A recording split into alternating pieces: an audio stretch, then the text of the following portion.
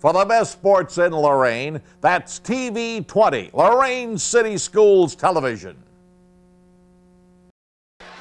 Good evening, everyone, from Lorain Southview High School on this Friday, February 11th. It's sectional wrestling tournament time, the Ohio High School Athletic Association. I'm Ron Bakalar, and my partner again tonight is Robert Taylor, and we have our producer, director, and cameraman, Joe Bach. And Robert, this is the elite of the elite in wrestling from a plethora of high schools, and we'll be talking about just exactly who's here. We're concentrating on Admiral King and Southview wrestlers, however.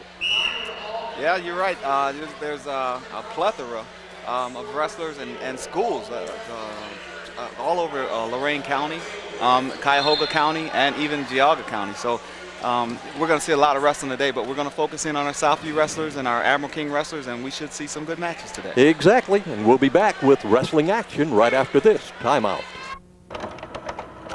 In advertising, they say one of the surest ways to get your message across is to put celebrities in your commercial. We hope they're right. Okay, back here at Lorain Southview High School, we are in the first round of the 103-pound category, and over in mat number 1 is Admiral King's Pierre Wade, a sophomore with a 15-16 record, going against Bo Lem of Avon Lake, a senior with a 26-4 record. And right now, Pierre Wade is finding himself in a world of trouble. Yes, Lem's got a bar arm locked up on Pierre right now, but he just fought his way out of that. And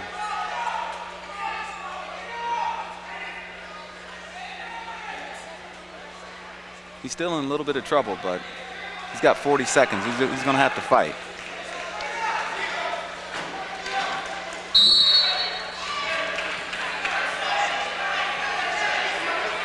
It's a nice little turn out of there, but he's got to free that arm.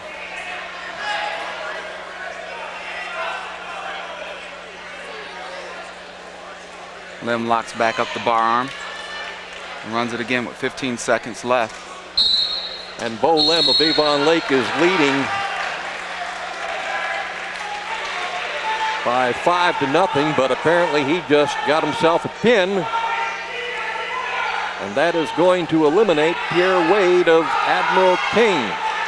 Southview's entry in the 103-pound category, David Jorfy, a freshman with a 6-1 record, has well, he's supposed to be going against Michael Wall of North Ridgeville. And there it is over there in mat number 3 at the north end of the gym. That is David Jorfy in the red, white, and blue outfit, the Southview Saints colors.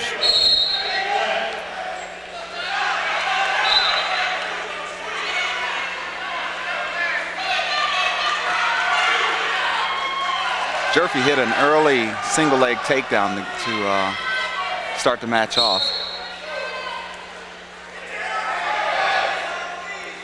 I'm assuming the scoreboard at the north end is for the third mat or the second mat. That's going to be for the second mat, and they have the score at the table, so it's going to be kind of hard for us to tell you the score right now, but one thing we can definitely do is tell you the winner. All right, what we do have here at Lorain Southview High School, of course, as we had last year when we covered the sectional wrestling tournament, 3 mats stretched from one length of the gym to the other end, and there's only 2 scoreboards, so the south end scoreboard is for mat number 3, if we count the south end as 3. The scoreboard at the north end is for mat number 2, right in the middle. And as Robert pointed out, they're keeping score at the table for mat number 1 at the north end, where we have right now Michael Wall of North Ridgeville, a junior with a 30-7 record, going against David Jorfy of Southview, the freshman, with a 6-1 record. And Jorfy just hit another single leg takedown to put him up what I'm assuming it would be 4-1. As we indicated in our introduction, there are a number of high schools here, Division I high schools: Admiral King, Marion L. Steele, Amherst, Avon Lake, Elyria, Cleveland John Marshall, Lakewood, Lincoln West, Midview, North Olmsted, North Ridgeville, Lorain Southview, Lakewood St. Edwards, and Westlake.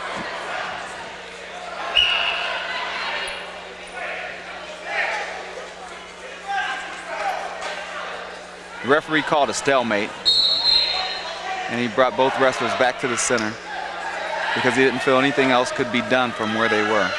And Jorfy gave his opponent from North Ridgeville, Michael Wall, a point by just letting him escape. There you go. Because he knew he'd get 2 on a takedown. And he's back at that single leg takedown, which for right now, I'm going to say that's his mainstay. You give 1 to get 2. Give 1 to get 2. That's called the takedown game.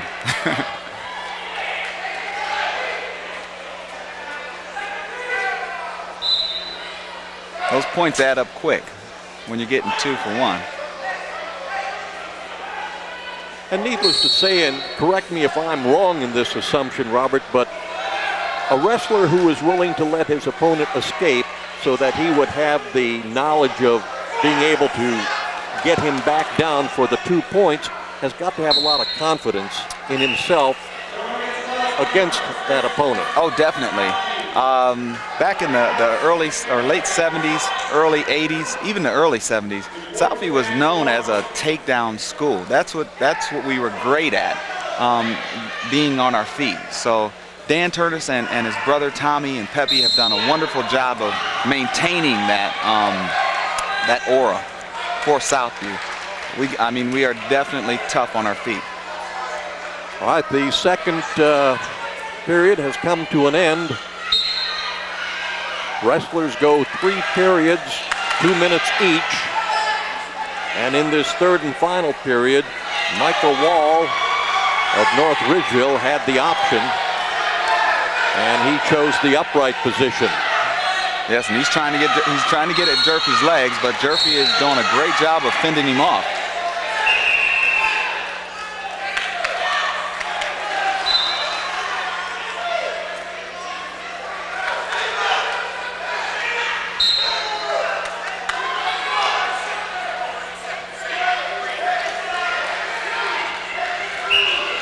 A lot of hand ties going on right now, with one wrestler grabbing another wrestler's wrist.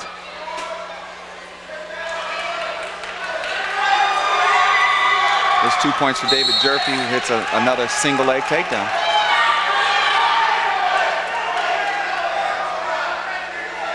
One thing that the takedown game will do to you, it will cause you to get tired or a little bit fatigued. So let's see how Jerfy reacts to actually being on his feet so many times. There's a lot of activity.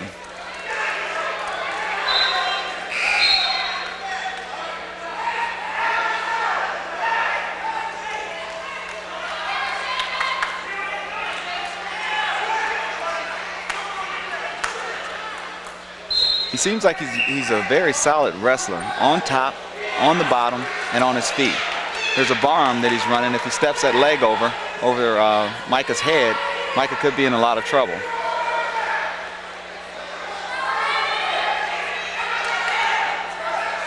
Micah just rolled through. Jerfy was a little bit high, but he maintains control of Micah, and he goes right back to that gut wrench. That's when you put your arm up underneath him and you just rip across that waist.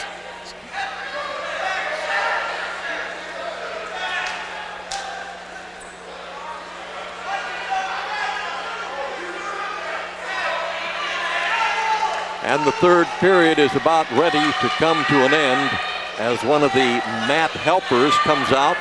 You could see him behind the official. He's watching the clock, and there he goes.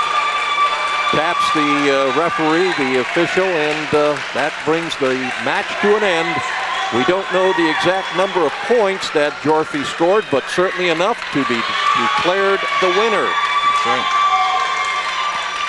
So Jorfy moves on.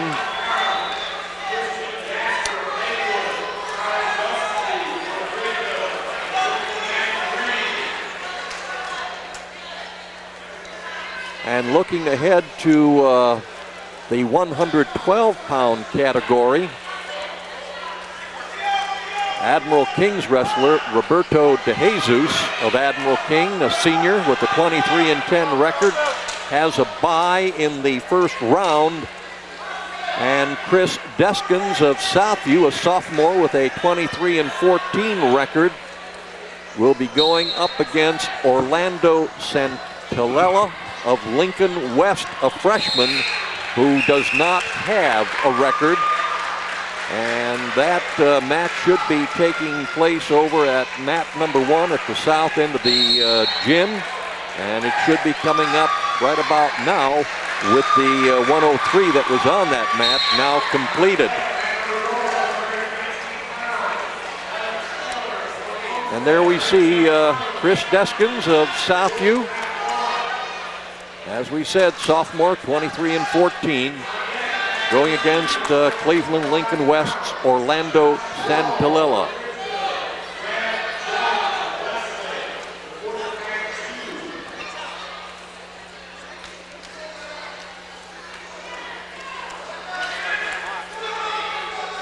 In the second round, by the way, going back to that 103-pound match, Jorfi will be going against Alex Garner of Lakewood, a senior with a 29-15 record. Alex Garner.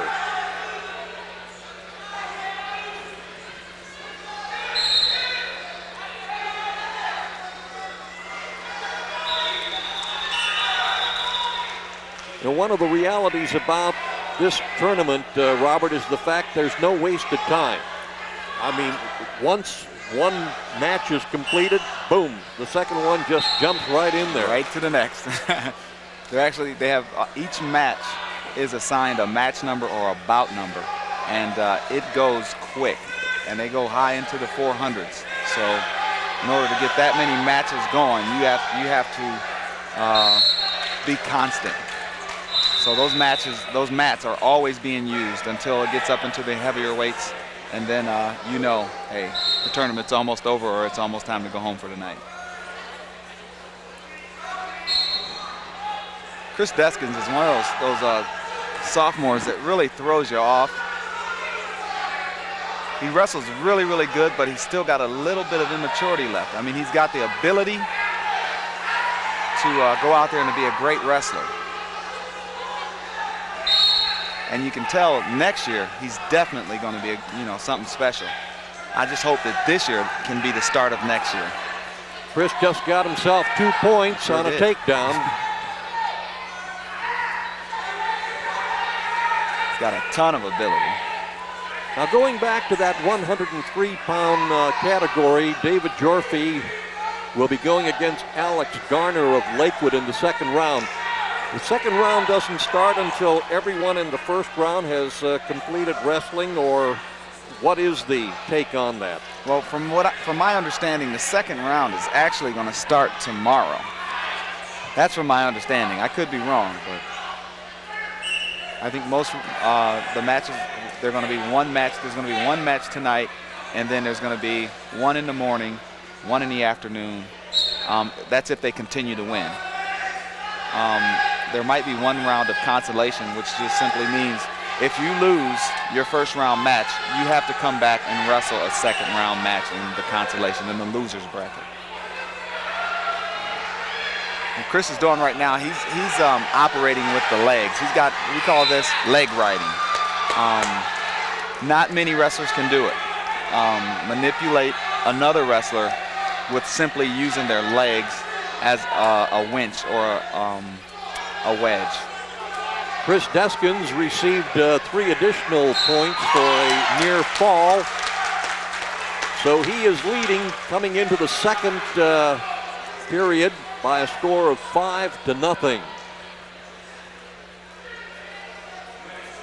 So the fact, going again back to the 103-pound category, the fact that Pierre Wade of Admiral King lost in his opening round against Bo Lem of Avon Lake, Pierre will have a chance to wrestle again in the consolation. I would imagine bracket. so. I would imagine so.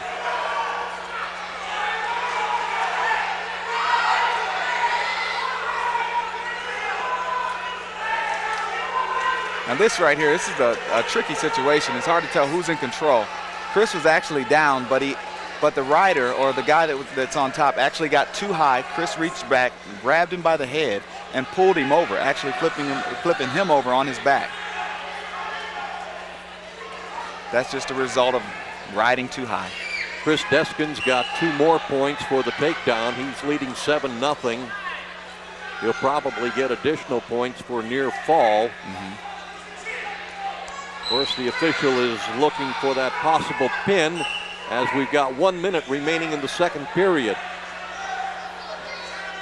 That's a long time. And there it is. I was just going to say, that's a long time to be on your back. With 1 minute and 7 seconds into the second period, Chris Deskins of Southview, a sophomore, victorious over Orlando Santorella of Lincoln West by virtue of a pin.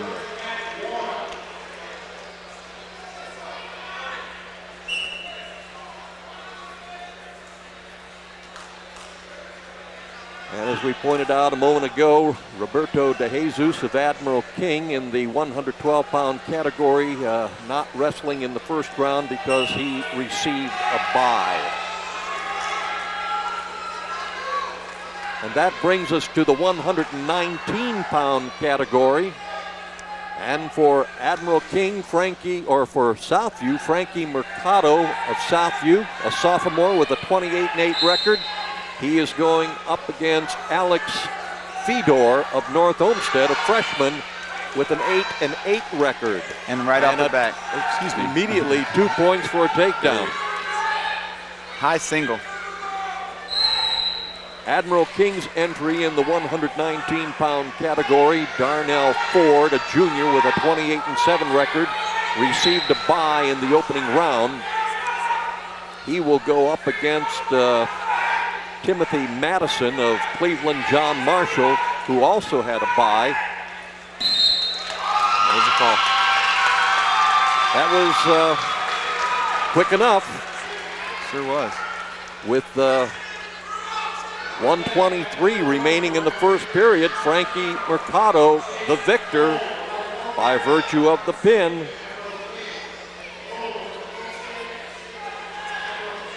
Mercado will advance into the second round. He will go against Greg Johnson, a sophomore from Midview with a 39-3 record. Johnson had a bye in the first round. Ron, do you recognize that there's an overabundance of wrestlers running bar arms? As soon as they get that first takedown, they go right to the bar arm. Let's see what happens on the next match. I'm starting to wish I would have used the bar arm when I was in high school. Well, the 125-pound category will be next on tap with Dominic Mason of Southview, a senior, 23-14. Dominic has a bye in the first round. For Admiral King, Darren Williams, a junior with a 13-14 record. Darren also has a bye, so we will see neither of the two wrestlers, Mason of Southview and Williams of Admiral King, in the first round in the 125-pound category. So with that in mind, let me just say we want to welcome a brand new sponsor to WLCS TV20. Your lawnmower needs service, your snowblower doesn't work, your riding mower needs repair. Well, who are you going to call? To avoid all this frustration and for no more worries, call Mark Furman. Mark Furman at Mobile Mower Service. And that phone number is 315-0250, area code 440-315-0250. Sounds to me like he's a Verizon cell person, because that's my opening 315. Anyway, Mark Furman, Mobile Mower Service makes good old-fashioned house calls. Can you believe that? I don't believe that. Most service is done on site at your home when it's convenient for you. Mark Furman, Mobile Mower Service, is one of the area's only authorized Briggs & Stratton mobile service dealers. He has been servicing the area's power equipment needs for over 30 years, servicing most makes, including Sears and MTD yard machines and other major name brands. And I have a Craftsman from Sears that needs service, so Mark, you will be getting a call from me. Remember, me. for no more worries and for fast experience, professional service, you call Mark Furman, Mobile Mower Service at 440, that's the area code, 315-0250. We'll be back with more wrestling right after this. Mental health problems are surprisingly common. They affect almost every family in America, maybe even yours. Call 1-800-789-2647. Get the facts about mental health. Okay, we're back to more wrestling action here at Lorain Southview High School sectional tournament, Ohio High School Athletic Association, and there on mat 1, we have in the 135-pound category, Tom Sigmund of Admiral King, a freshman, 9-22 on the season, going against Chase Knoll of North Olmsted, a senior with a 21-8 record, and that was as fast as you could possibly imagine. 1 minute 37 seconds remaining in the first period, and it's all over with North Olmsted's Chase Knoll winning by a pin over Tom Sigmund of Admiral King. Sad to report that in the 135-pound category, Southview will not have a wrestler. The one scheduled to wrestle for the Saints injured his knee and will not be available. In the 130-pound category, Nick Carrion of Admiral King, a sophomore with a 13-18 record, received a bye in the first round. He will wrestle in the second round against Matt Felton of Elyria, a senior with a 14-5 record. Matt Felton of Elyria also with a bye in the first round.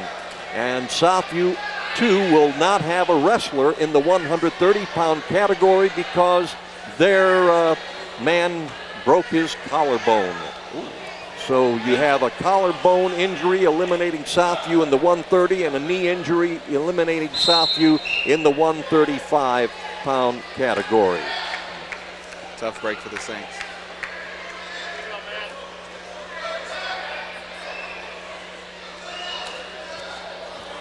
Just a quick reminder that the Lorain Schools Employees Credit Union looking forward to putting you in the driver's seat thanks to their super low rates on auto loans. So before you visit the dealer, visit the Lorain School Employees Credit Union. They'll help all Lorain School employees and spouses get pre-approved so you'll know exactly how much you have to spend. Plus, they will help you lock in the lowest rate in town. So drive happy with Lorain School Employees Credit Union.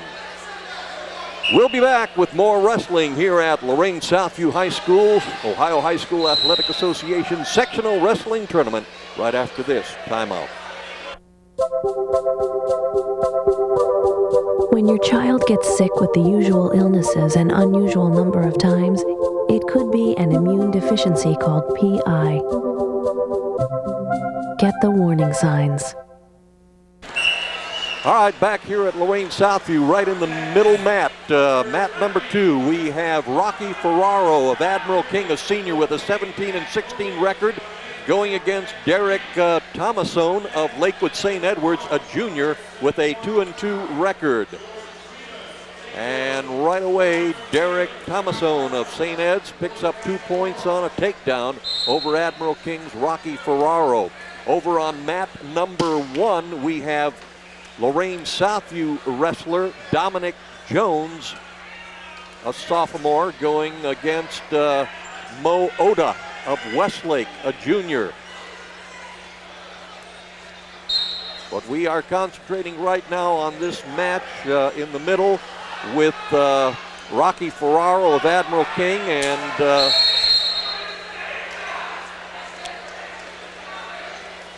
This is going to be Thomasone from St. Ed's, and Rocky's in a lot of trouble right now. He got taken down and got put in a compromising position.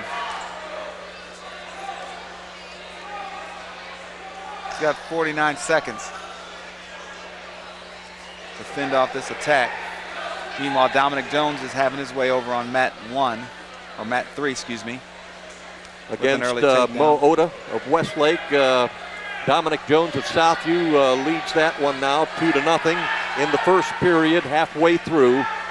Here in the middle mat with the first period about 20 seconds away from being completed.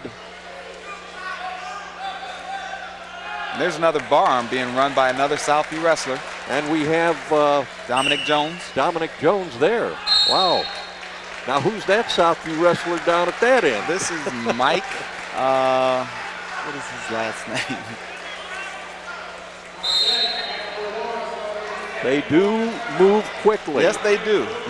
And with all the pinning going on, you know, it's kind of hard to keep up with who's who when you ruffle through your paperwork. Yeah. We'll get you that wrestler's name that was on mat 1 that just got pinned. Robinson. Robinson? It's going to be Mike Robinson. That happened so fast, I didn't even have time to look him up.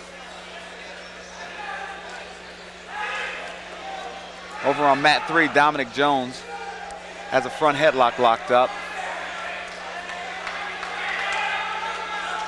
Once again on mat 3, we can't see that scoreboard, but we do know who's winning the match, and I think it would be Dominic Jones with his 2 prior takedowns. I'm gonna say he's up 4-2, and he just scored another takedown, 2-point takedown, which I think will put him up 6-2.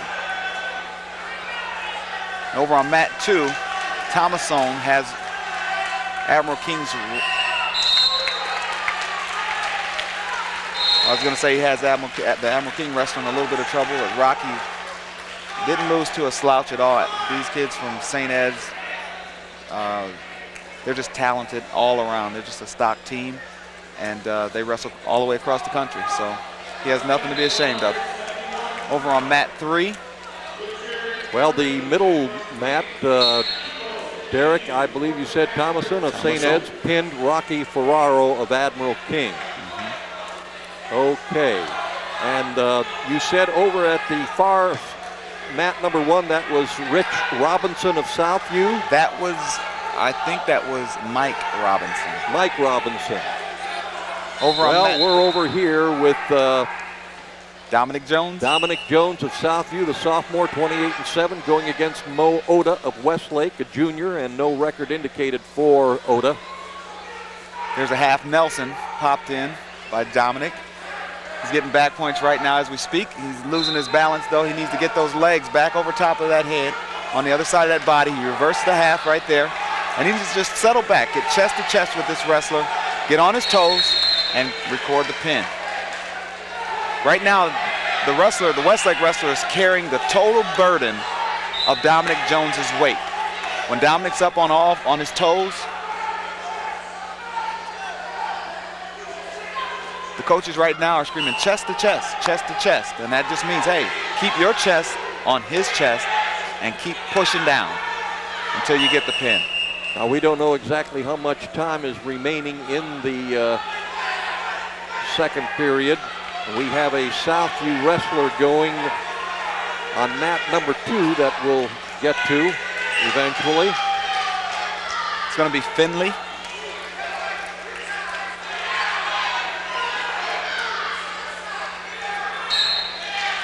There's the pin over on mat 3 for Dominic Jones. All right. Dominic Jones victorious over his opponent, Mo Oda of Westlake, on a pin. So Jones moves on to the second round, and that will be a match against Ryan Pickens of Midview, a junior with a 20-18 record. Now into the action on the middle mat, mat number 2.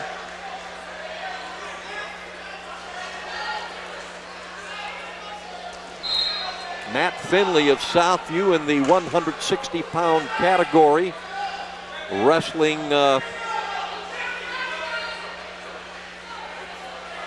according to the information we were given, Brian Waller of Steele High School, a junior with an 11-11 record.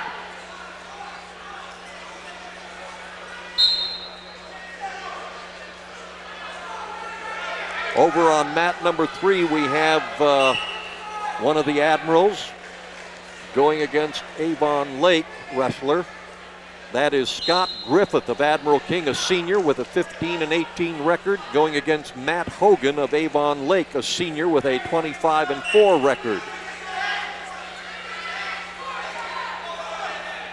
Meanwhile, Matt Finley of Southview had his wrestler down, and the period came to an end.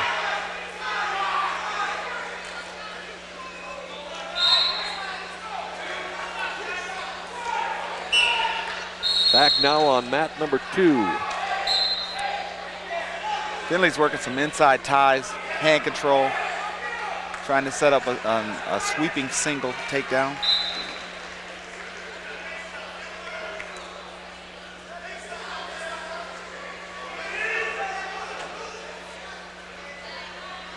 Whenever you see two wrestlers lock up, generally that means either one guy feels more superior or feels superior against the other wrestler, or the guy is just so tough to get into that you have no choice but to come and engage that wrestler in a different form of wrestling, which is upper body or inside wrestling. Over on mat 3, Matt Hogan of Avon Lake, near fall over Scott Griffith of Admiral King. 3 points picked up there, and you're seeing that action at the moment. Meanwhile, in the center mat, Matt Finley just picked up 2 points on a takedown over his Amherst Marion Steel opponent, that being Brian Waller.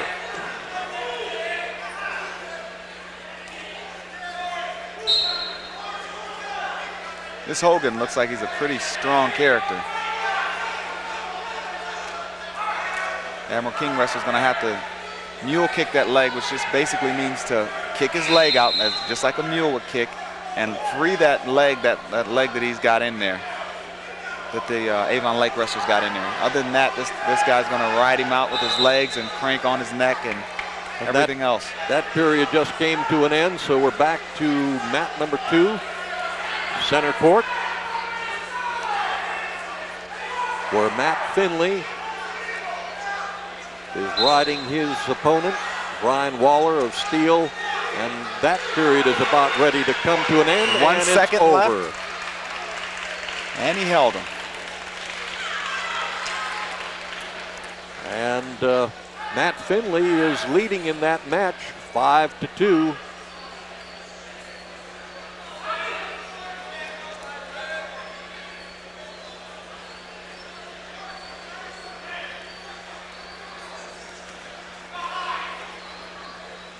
Well, we have a bit of a respite before the periods get started on the Admiral King Avon Lake match and the Southview Amherst match. All set to go there on mat number 3. And they're back at it. Scott Griffith, Admiral King, Matt Hogan, Avon Lake. Scott's got to hold on and maybe try to roll the kid out of bounds. But Hogan's just too tough there. He's one of those takedown artists. And letting Griffith have the escape. Back to center mat. Matt Finley's just laying there. He's got to get up. He's got to make an effort to get to his feet. The longer he lays there, and the more imposing the top wrestler can be on him. There's a short sit out for a reversal. The referee signaled the reversal but didn't give it to him. He's going to at least give him an escape, but there's a 2 point reversal. 2 point reversal. Beautiful move. That's called a short sit out.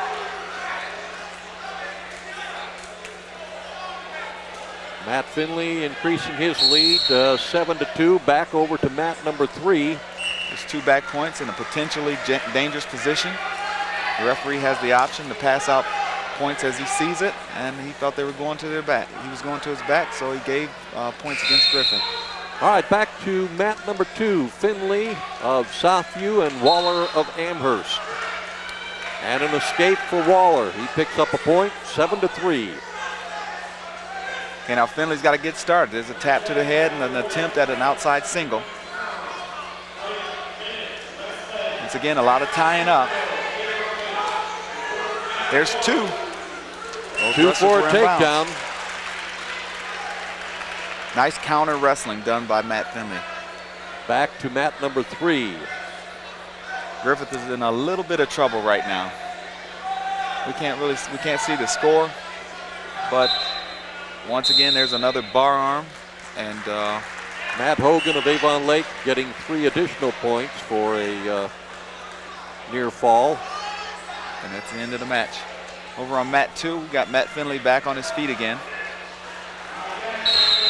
Okay, the match between Scott Griffith of Admiral King and Matt Hogan of Avon Lake. Avon Lake's Matt Hogan the winner. That will put Scott Griffith in the consolation round. Here's another wonderful counter move. When we say counter move, that just means that one wrestler does a move, but doesn't finish the move, and the other wrestler, the opposing wrestler, counters it and gets around and scores. There's another takedown. 13-5. Matt Finley getting the points. The third period comes to an end. And Matt Finley victorious over Brian Waller of Amherst Mariannell Steel. Finley will move on to the second round, and he will be going against Derek Perlis of North Olmsted, a sophomore with a 3-18 record. Perlis had a bye in the first round. I'll tell you what, that's one thing that I like about this Matt Finley. He might start out slow, but he knows when to turn it up a notch. And when he does, you can tell in the score.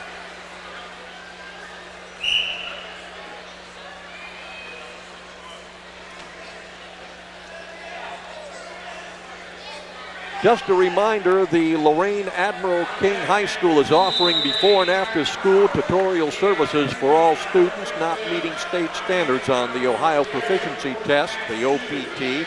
All seniors and juniors must meet state standards on the OPT before graduating. The next OPT test is the week of March 7th through the 18th. Before school tutoring is available from 7:30 until 8:15. After school tutoring 3 o'clock to 3:45. If you need any additional information, please contact David Hall at Lorain Admiral King, 282-9191. That's 282-9191.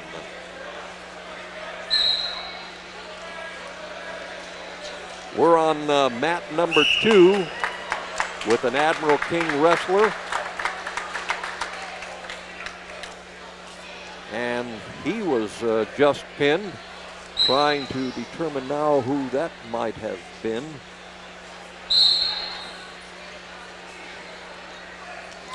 I think that might have been the 189-pound weight class.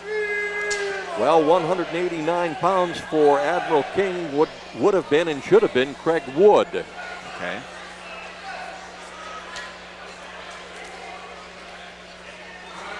How about 171?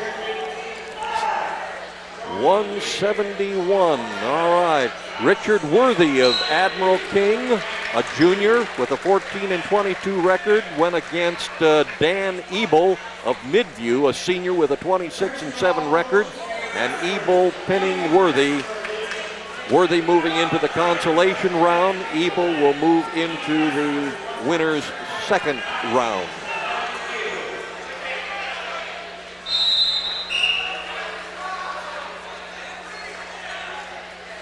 Worthy's a good size 71-pounder. Does he have another year left? In the 171, Worthy is a junior. Yes, he does. Okay. He has 1 year remaining. There's potential there. Okay, that just about completes the wrestling here for now. We'll be back with more in the heavier categories right after this timeout. Your one-stop place for something really special is Impressions, corner of Oberlin Avenue and Tower Boulevard. T-shirts and sweatshirts personally designed to your specific needs. Anything from bears, trains to zebras, and specially designed hats as well. And don't forget Impressions, your one-stop spot for school jackets. See Dave, the designer expert at Impressions, Oberlin Avenue at Tower Boulevard, right here in Lorain. All right, we're back here at Lorain Southview High School, Ohio High School Athletic Association sectional wrestling tournament, and round 2 is now underway. David Jurfee in the 103-pound category from Southview, a freshman, He is going up against Alex Garner of Lakewood, a senior with a 29-15 record. Garner had a bye in the first round. Jorfie defeated his opponent, Michael Wall of North Ridgeville, in the first round. So this is the second time around for Jorfie, the first time around for Alex Garner. And Jorfie's in on that single leg takedown again. How much more of an advantage does the Lakewood fella have for not having wrestled in the first round than Jorfie, who is now wrestling for the second time? I don't know if it's that much of an advantage. It depends what kind of shape Jorfie's in right now. I mean, him being fresh into the lineup, that might it might be a little bit of a disadvantage for him because he's probably not in the best of shape right now like Garner is. Garner's probably wrestled 25, 30 matches. I didn't hear his record, but Garner is 29-15. Oh, so easily.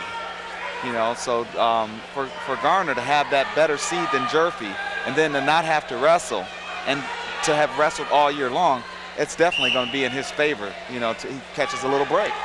Because you can get injured, you know, wrestling in the first round. You can pull a muscle, you can do anything. You can, you know, basically anything can happen in that first round. That's why you fight for the best seed you can get. You get out there, you wrestle your butt off all year long. You go undefeated if you can, and you become the #1 seed, and you don't have to worry about ever having a match in the first round. If there's a bye, it goes to you.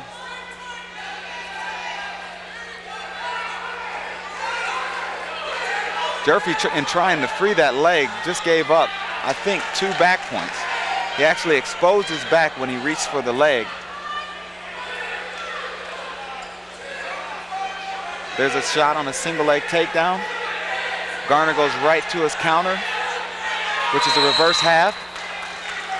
And Jorfie's going to have to sweep that single out a little bit to go just a little bit wider out on that single because Garner is short and compact and strong. And the fact that Jorfie is a freshman, Garner is a senior. Garner obviously a lot more experience. Exactly. Experience counts a lot. And he certainly has had a lot more matches this season than Jorfie has. Jorfie, as we indicated, 6-1. Garner 29-15.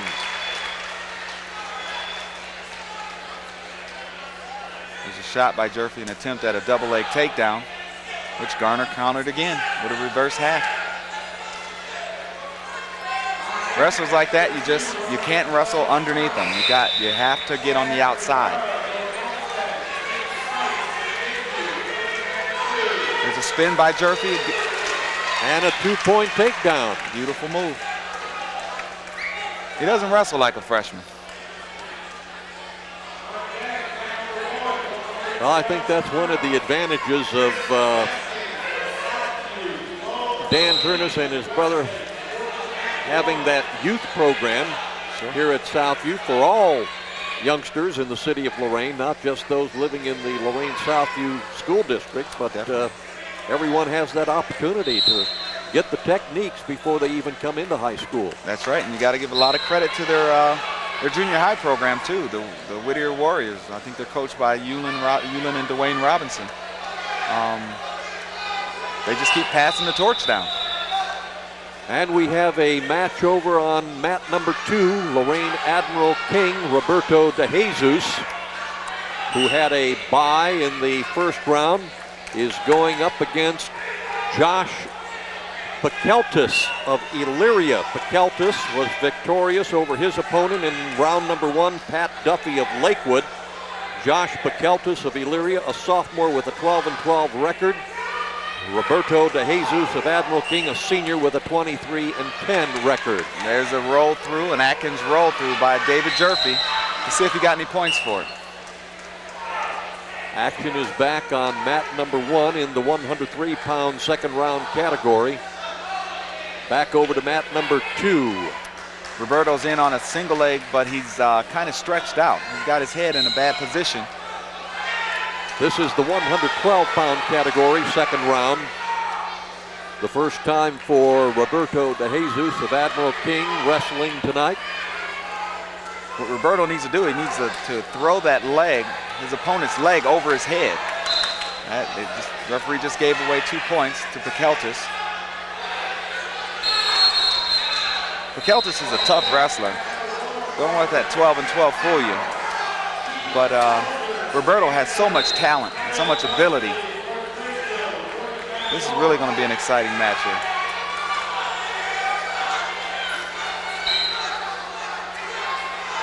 Both wrestlers are on their feet. Normally a referee would call potentially dangerous right now and stop the match and put Roberto back down in the referee's down position.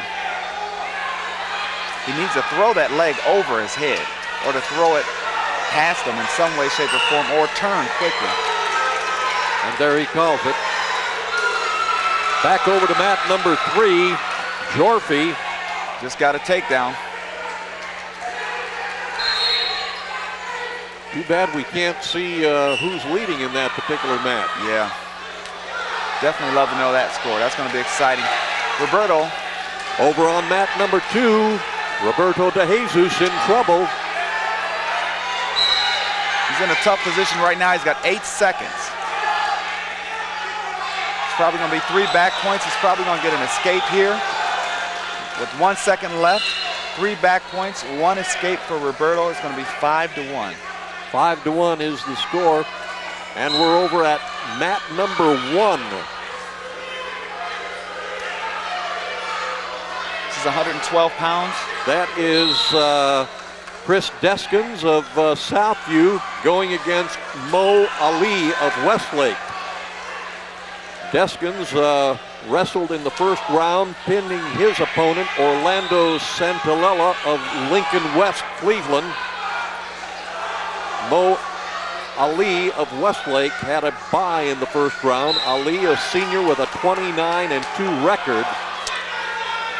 And he's got Deskins down on a takedown, 2 points. Sandy Cagel is the referee on that match. All right, back on the center mat. Now we're over to... There's a barn burner going on 1 with Jorfi and Garner. I think Jorfi just got another takedown.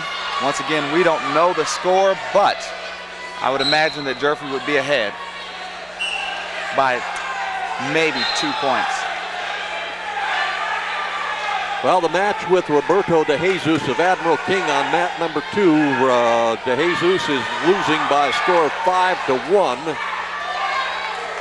He's got this whole second period, a minute left in the second, and he's got another 2 minutes left in the third to come back. He's got to get busy, though. Meanwhile, Jorfi's got a thread-through tie.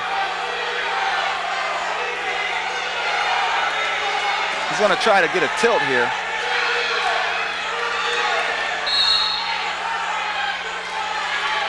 If he threads that leg and leans back with that arm tie that he has, there's a possible 3-point.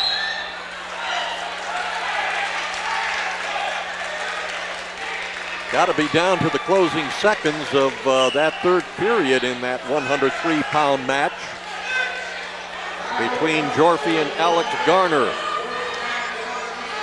And you can tell it's close because when you see all the fans rush towards the mat. And there's your winner. I'd have to say that's Jorfi. And Jorfi is the winner. David Jorfi victorious for the second time tonight. Victorious over Micah Wall of North Ridgeville by points in the first round. And victorious here over Alex Garner of Lakewood by points. A freshman defeating a senior. And he's looking good. Absolutely. So Jorfi moves on to further competition in this sectional tournament. We're back into the middle mat. Over on mat 1. We just went to mat 1 with Chris Deskins. All right. Chris Deskins of Southview starting going in the referee's against top Mo position. Ali. Now if Chris wrestles to his potential, in my opinion, he can beat Ali. Regardless of the 29-2 record, Chris probably could have a similar record. He just has to have faith in himself right about now, and he's moving on into the semis. Mo Ali in that particular match is leading Deskins by a score of 5-1. We're now at mat number 2 with Roberto De Jesus of Admiral King going against Josh Pakeltis of Elyria. And it's Pakeltis leading that match by a score of 5-2 in the third and final period with just over 1 minute remaining. Now remember last week in the match against Southview, Roberto pulled something in his chest. To my understanding, he had an injury that happened previous to that match. So let's see how much that affects his comeback. I mean, he's only got 3 points. He's down by 3 points, and it's not impossible to come back from that amount with a minute left, especially with a wrestler of his caliber. Let's see if that injury has anything to do with his inability to come back.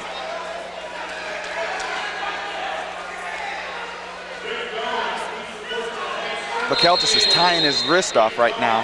He's stopping him from being able to use that hand. What Roberto has to do is just use it anyway. Do a duck under and let him hold on to that hand.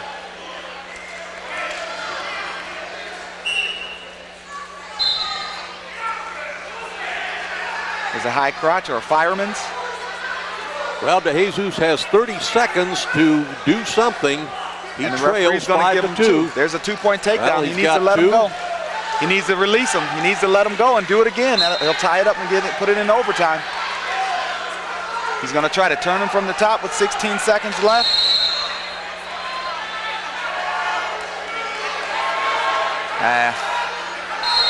My opinion, you just got an easy takedown like that, you get him back on his feet. And a reversal, so Pakeltis picks up 2 points. He is now in control of De Jesus, and that brings the match to an end. And the victor is Josh Pakeltis of Elyria, victorious over Roberto De Jesus of Admiral King 7-4. Back over to mat number 1 at the south end of the gymnasium. That is Chris Deskins of Southview going against Mo Ali of Westlake. And the score is 5-1 in favor of Westlake's Mo Ali. The second period just coming to an end. The third and final period getting underway. Chris is going to be on top, referee's top position. Let's see if he tries for a turn or if he lets him go and goes takedown.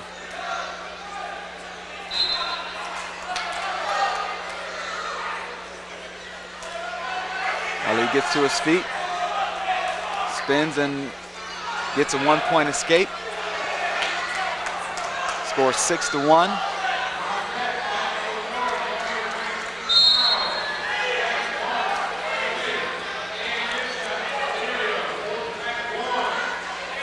I think out of desperation, Chris just took that shot attempt on a double leg.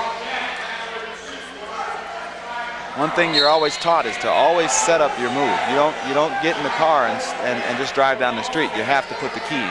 So there's a process before you take a shot, and that time Chris didn't set up the shot, and it cost him. He telegraphed it, so to speak, and Ali just countered him and took him down for an 8-1 lead. And he's on his back right now, so. Pretty much in the book for Mo Ali of Westlake on this particular match. Yeah. Over on mat number 3, we have Darnell Ford of Admiral King, a junior with a 28-7 record, and he's who had a bye in the first round, going against Cleveland John Marshall's Timothy Madison, a freshman with a 16-3 record. Yeah, and he got pinned. Yeah, he got pinned. He got caught in a bad position, and the wrestler from John Marshall took full advantage of it. That's a well-trained school over there. Okay, so Timothy Madison of Cleveland John Marshall, the freshman, pinning Admiral King's Darnell Ford, Jr. And we go back to mat number 1. With 30 seconds remaining in that particular match, 112-pound category. Chris Deskins of Southview trailing by 8 points. Mo Ali with 10, Deskins with 2.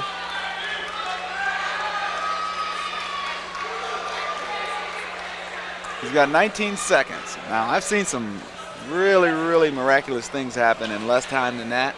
But Chris has to get the ball rolling. He has to get it started right now. All right, we're going over to mat number 3, and once again, it's Frankie Mercado of Southview going against Greg Johnson of Midview. Johnson is a sophomore with a 39-3 record. Mercado, who wrestled in the first round, pinning his opponent, Alex Fedor of North Olmsted. Mercado, a sophomore with a 28-8 record. Johnson of Midview had a bye in the first round. And just to indicate to you, back on mat number 1, Mo Ali of Westlake did in fact win the match over Chris Deskins of Southview by points, 10-2. There's a shot attempt by Mercado. He's in on a single leg. The move he's performing right there was just called a T-spin. And he registers his 2-point takedown. There's an Atkins roll through. This is a 119-pound second round match.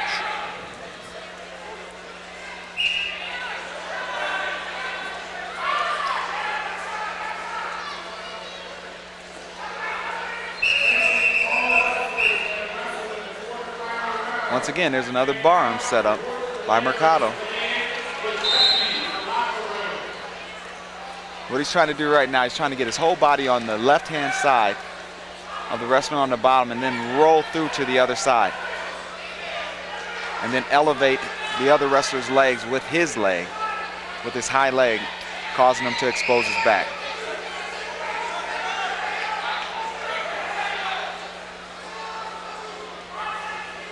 That's the old school chicken wing. There's a switch attempt by the Midview wrestler and a counter, a re-switch by Frankie. And the first period coming to an end. The Midview wrestler will have the option as to how he wants to start. And they're going to start in the upright position.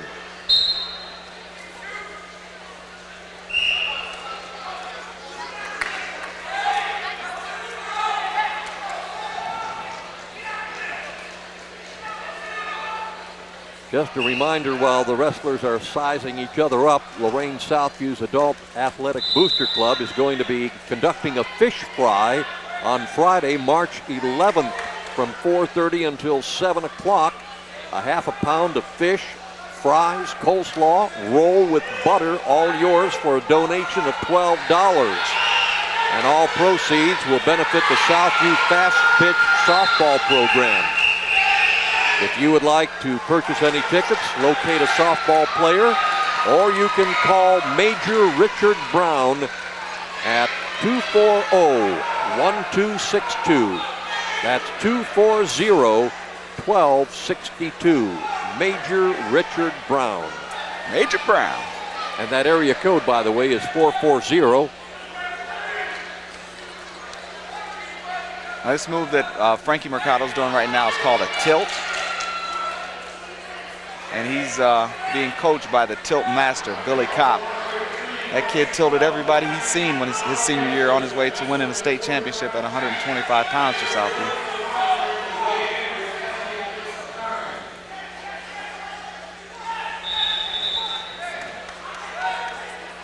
Well, two sophomores going at it there on mat number 3. Greg Johnson of Midview and Frankie Mercado of Southview. Johnson has, I don't know if he's double jointed or what the case is with his arms and his shoulders, but every time Frankie puts that bar arm in there, you see the Midview wrestler just slips his shoulder out. And they're checking something on Mercado's right eye, and while they're doing that, let me remind all Lorain City School employees that the Lorain School Employees Credit Union makes banking even better. That's because they offer a variety of savings and checking accounts, including certificates of deposits that help you do more with your money. All you have to do is speak with any of the representatives for assistance in selecting the account that's right for you and make the most of your money with Lorain School Employees Credit Union. You can call them at 282-4600, 282-4600 for more information if you need it. Looks like there's a contact problem over there. Oh.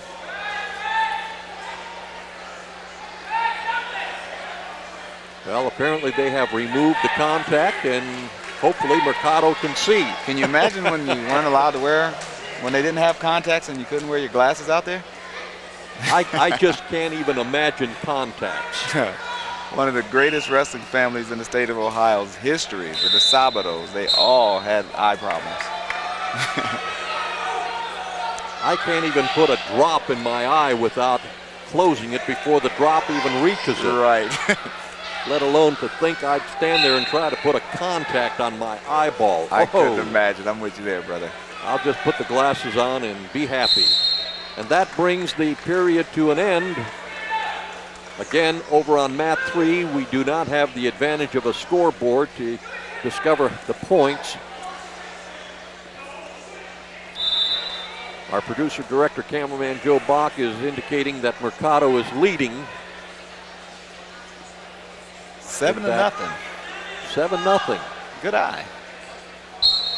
He doesn't need any contacts, does he? No, he doesn't. They don't call him Eagle Eye for nothing. Eagle Eye. I think the score shows on the back of the clock also. So I think we just have a really, really bad angle.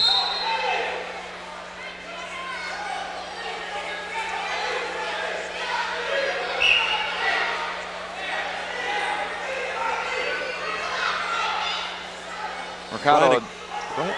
I was just going to say, trying to keep track of everything that's going on, I do believe this is the third and final period for these two wrestlers. I'm going to go with you there. Mercado's running a half Nelson. He had a decent shot in. He didn't quite get around the corner on the Midview wrestler, so he kind of got stuck, but then the coaches started screaming half, half, half, and that means put a half Nelson in. And when he did that, the Midview wrestler let go, fearing that he might be put on his back, and 2 points for Mercado.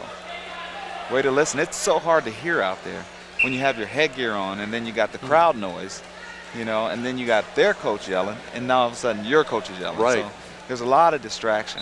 And we do have a packed house here at Southview on this first evening of sectional tournament wrestling. More will continue tomorrow. There will be championship rounds in the evening. Consolation rounds will be taking place. So a full day of wrestling. Mercado just went to the well one too many times on that Atkins roll through, and he got caught. The wrestler was waiting on him to duck that head through there and then attempt to roll through. And he just spread his legs out and caught him. So 2 points for the Midview wrestler. No, Johnson. nothing yet. Nothing yet. But he almost got 2 points. As a matter of fact, Johnson is still down in the down position. Well, he would have been, but the match is over. Okay. But he would have still been down because he didn't actually break away from Mercado. Okay, Mercado still had a hold of him. Exactly. All right. He needed to break away from him. He could have got 1 point. Okay, Mercado with his second victory of the evening. A pin in the first round against Alex Fedor of North Olmsted, and now winning by points over Greg Johnson of Midview. So Mercado continues. Back on mat number 3, we have Dominic Mason of Southview, a senior with a 23-14 record, and he is going against Brad Jones of Westlake. Brad Jones in round number 1 was victorious over Josh Wall of North Ridgeville. Brad Jones of Westlake is a junior with a 21-10 record. There's a high crotch takedown. And he goes right to the legs, but Dominic counters him and gets a 2-point reversal. The Westlake wrestler got a little high, or should I say a lot high, and Dominic just elevated his hips, put his head down, and bounced the kid over.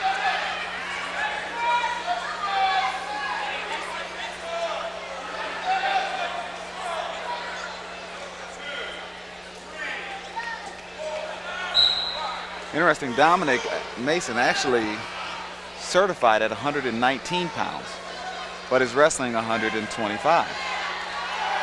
So he's actually wrestling up a weight class. And there's a nice little dump back down to the mat for Dominic. He's just got to watch his balance. The kid just did a reach around, and or also known as a whip, and whipped Dominic backwards by his neck. And Dominic does a good job on getting out of bounds. Let's see what the ref says. 2 points. 2 points for the takedown or reversal, and 3 points for near back. fall. Yes, that's what happens when you stick your neck out there.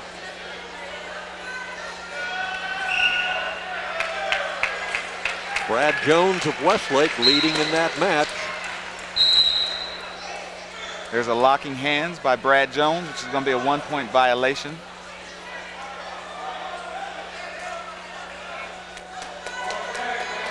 And that 1 point awarded to Dominic Mason. Now Dominic has to hit a stand-up, which he does. Get some hand control, which he's doing. Get those hips down. And turn. In this position, no wrestler wants to be in, and that's with another wrestler with a leg in or putting both legs in.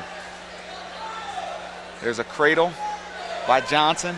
Dominic has to belly down and break the cradle, which he does. But he's got to free those legs, too. He's got to get those legs out of there, because it's a bad position to be in. That really stretches you out.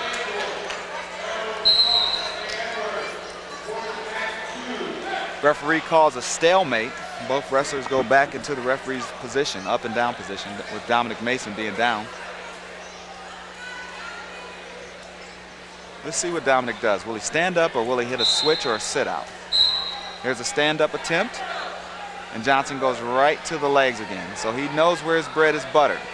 Dominic has to be smart enough to know that Johnson is going for the legs, and he pops his head out and reversal. Gets a reversal once again.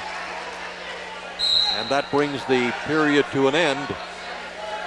Very smart wrestling by Mason, because he understands that Johnson's going for the legs and he's getting it in, but he goes just a little bit too high. Now, either Johnson has to settle back, or maybe he needs to tighten up with the legs a little bit, because sometimes a long wrestler, it can actually hurt you when you put legs in.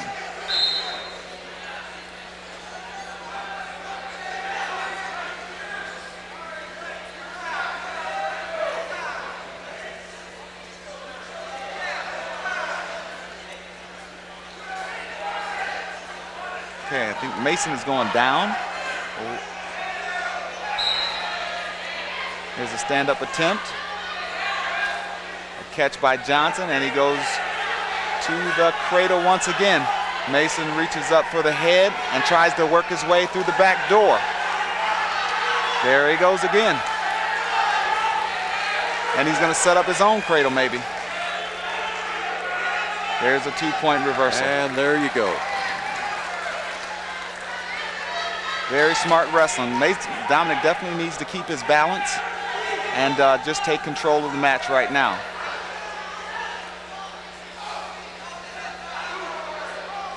Now the object, what Dominic is trying to do right now is flatten out Johnson to where Johnson can't have his knees underneath him to get to his feet to hit a stand-up, which he's trying to do right now. So he needs to bump him down. He needs to use his knee and bump him down to the mat or to his belly.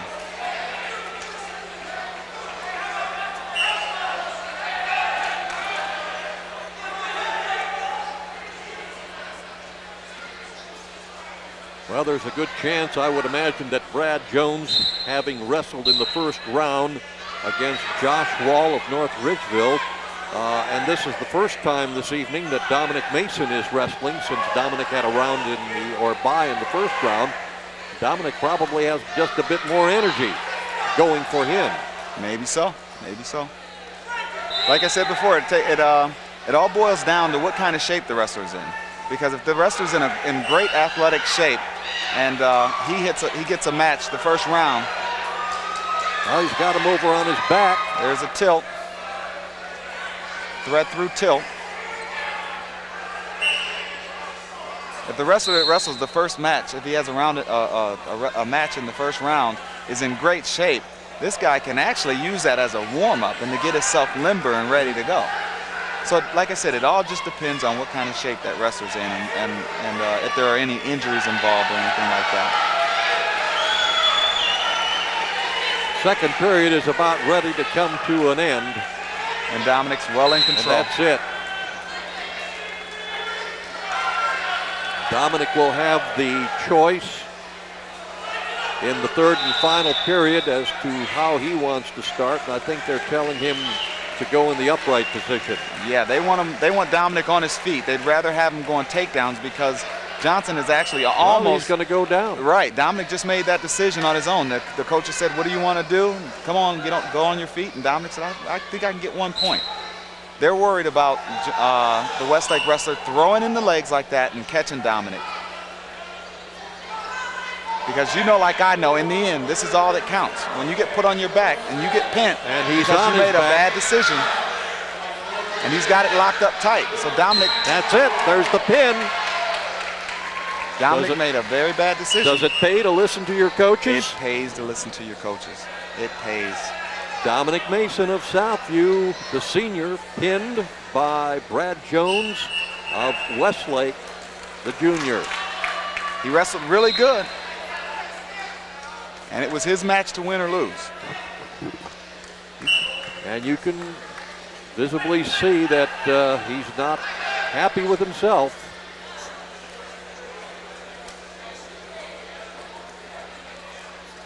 Okay, a reminder that the Lorain Admiral King High School OPT strategy class is going to take place March 10th in the Lorain Admiral King cafeteria. Lorain Admiral King will offer a test-taking class to all students taking the OPT and the Ohio graduation test. The class will review key information and test-taking strategies, which will be very valuable prior to taking the test. All seniors and juniors must meet state standards before graduating from high school. Any questions or concerns, call David Hall at Admiral King, 282-9191, 282-9191. And on mat 3, we have another match. This one involving, I do believe in the 125-pound category. It is Darren Williams of Admiral King, who had a bye in the first round, going against Matt Curley of Lakewood, who also had a bye in the first round. So this is the first time around for these two wrestlers here in the second round, 125-pound category. Williams of Admiral King, a junior with a 13-14 record. Curley of Lakewood, a junior as well, with a 36-3 record. Curley is a tough wrestler. There's not too much more you can say about him.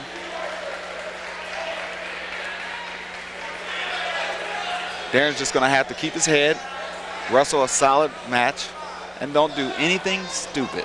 That's the main thing. Don't do anything stupid. And keep it close and wish for the best.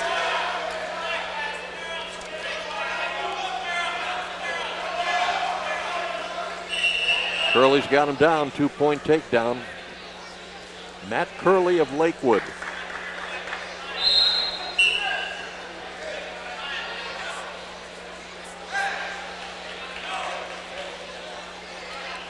Darren needs to do right now is he needs to just flatten out, get his knees underneath him, and then start working his way up, which he's doing right now.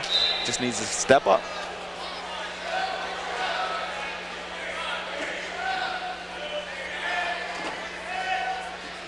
Oh man, he sat the wrong way. He went to do a sit out and he sat the wrong way and he went right into Curley.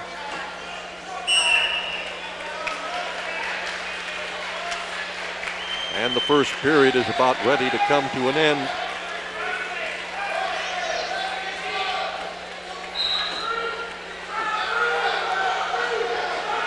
Curley getting 3 points for a near fall.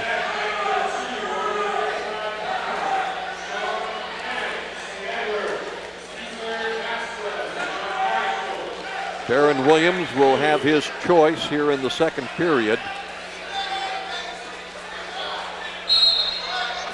And they will start in the upright position.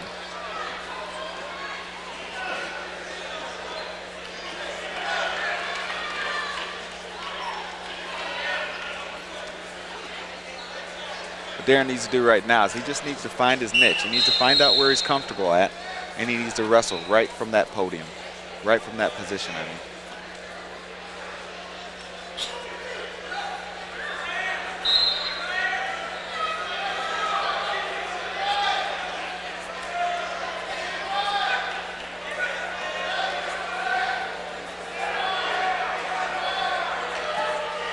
Little shoestring adjustment on the part of Darren Williams, and he's all set to go. There's a decent shot.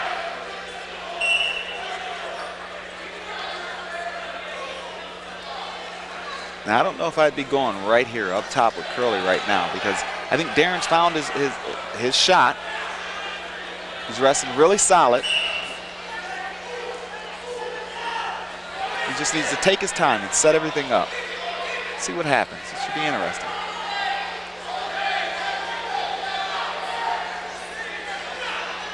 And 2 more points for Curly, and if my memory serves me correct, in the first period he had 2 for a takedown and 3 for a near fall and 2 more for a takedown, so he must be leading 7-0. I'll go with you on that one. And that move, you'll buy into that? I'll buy into Okay. that. And that move that Curly just scored on was a really, really deceptive move. I mean, a lot of people probably think he just fell down. No, actually, Curly started him going one direction and then just disappeared and just slipped from underneath him. It's almost like kicking a coffee table leg out from underneath you, or off underneath the table.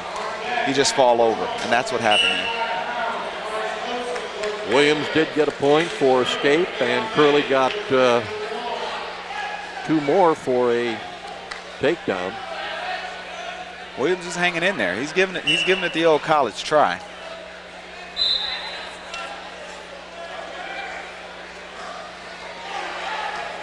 And the period's about to come to an end once again. That's the end of the second period. 1 more remaining between these 2 wrestlers, Darren Williams of Admiral King, Matt Curley of Lakewood. Curley having the point advantage in this match.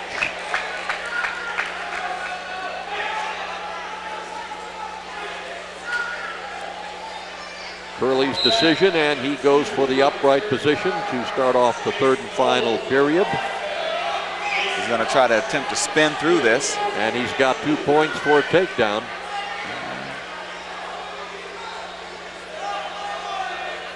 Yeah, he's in trouble here.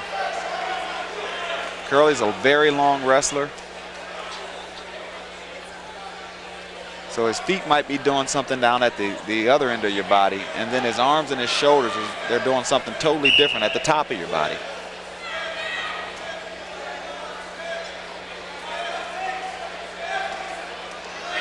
Looks like he's going to try to set up some kind of cradle. I've been observing the official. He's having a problem deciphering the colors. Curley has the red band around his ankle, and Williams has the green band, and he's giving the signal with the green hand. Right. And then he catches himself. But without a doubt, Curley is stacking up the points. And he does that in a hurry. It's amazing that he has another year left. He's actually coached by a guy that I wrestled with, Vince Corrali, who took 2nd in the state for Lakewood. Well, was that a pin or a major decision? That's going to be a technical fall. Technical fall. Yes, that's the only time they'll stop the match. Okay. Prematurely.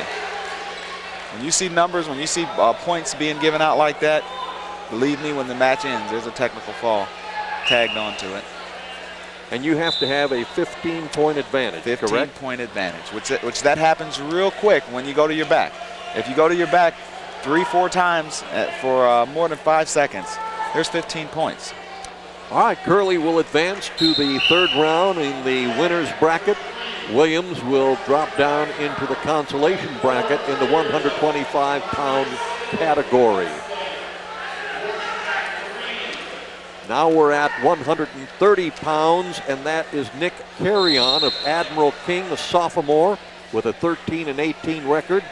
And he is going to go up against Matt Felton of Elyria, a senior with a 14-5 record. Carrion and Felton both had byes in the first round, so this is their first crack at the mat and at each other. Once again, another deceptive record attached to a tough wrestler in Felton.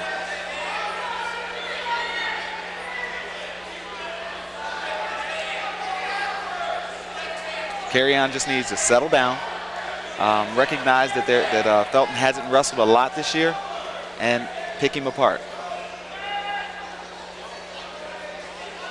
There's a high crotch by Felton. Carrion reaches through the legs and tries to counter. And Felton is just trying to pop his head out for two, and he does. Carrion just needs to work his leg out and basically base up and start from fresh, start from the bottom position, which he does also. Felton gets the 2 points for the takedown.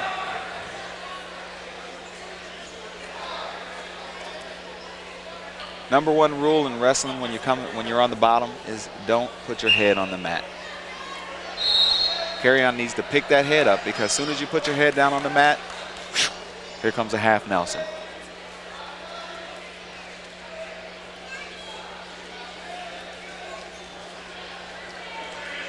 And 3 points awarded to Felton for near fall. He now leads 5-0 in the first period in this 130-pound match.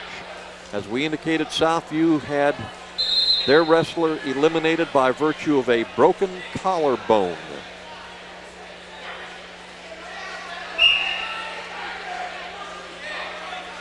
Which occurred prior to this sectional tournament. And which wrestler was that? You know his name? Who would have been at that? I have no idea. Wow. What a way to go out. Hope he wasn't a senior. First period comes to an end with Felton of Elyria leading Nick Carrion of Admiral King 5-0.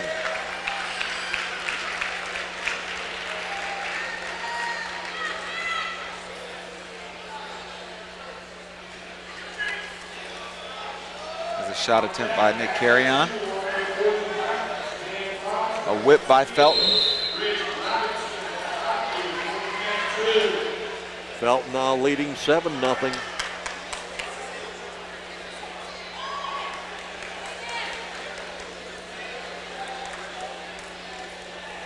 Carrion on his back, and there's the pin.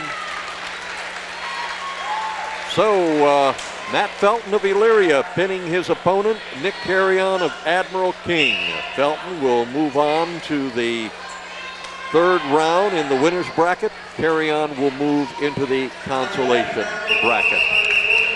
The last I looked, Felton was ranked pretty high in the yearly Brakeman forecast report that comes out every year, forecasting with who Brian Brakeman, who is a pillar in the sport of wrestling, who he thinks will win the state and then through the top 25 places.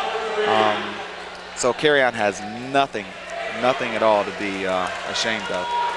We want to take this opportunity to welcome a brand new sponsor to our WLCS TV20 family, Mark Furman of the Mobile Mower Service, serving the area's power equipment needs for over 30 years. That has got to make him an expert.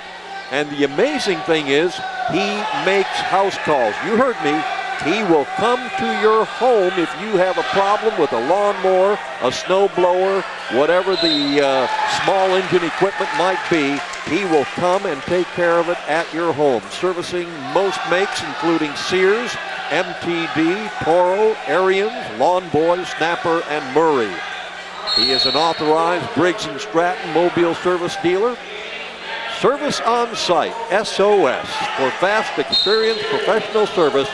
Call 440, that's the area code, 440, and the number is 315-0250. 315-0250. We'll be back with more wrestling here at Lorain Southview High School right after this timeout. Since 1921, your hometown financial professionals at First Federal Savings of Lorain have dedicated themselves to meeting the financial needs of their customers and surrounding communities. They offer a wide variety of financial investments as well as home mortgages to meet your every need. Loans on boats, cars, mobile homes, and other worthwhile purchases are also available. Whatever your financial need, First Federal Savings of Lorain is ready to help. 7 convenient locations to serve you in Lorain, Huron, Sandusky, Port Clinton, and now at 36690 Detroit Road in Avon. First Federal Savings of Lorain is an equal housing lender and FDIC insured.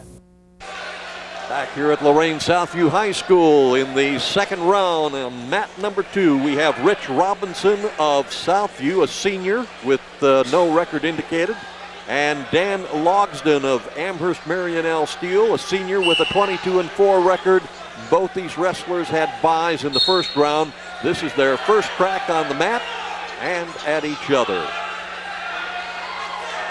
During the break, we were talking here at our table about your experience when you were wrestling at Lorain Southview. Well, back then it was Southview High School, and 2 points already for Dan Logsden of Steel over his opponent, Rich Robinson of Southview. What's it like to compete in these kind of sectionals, Robert?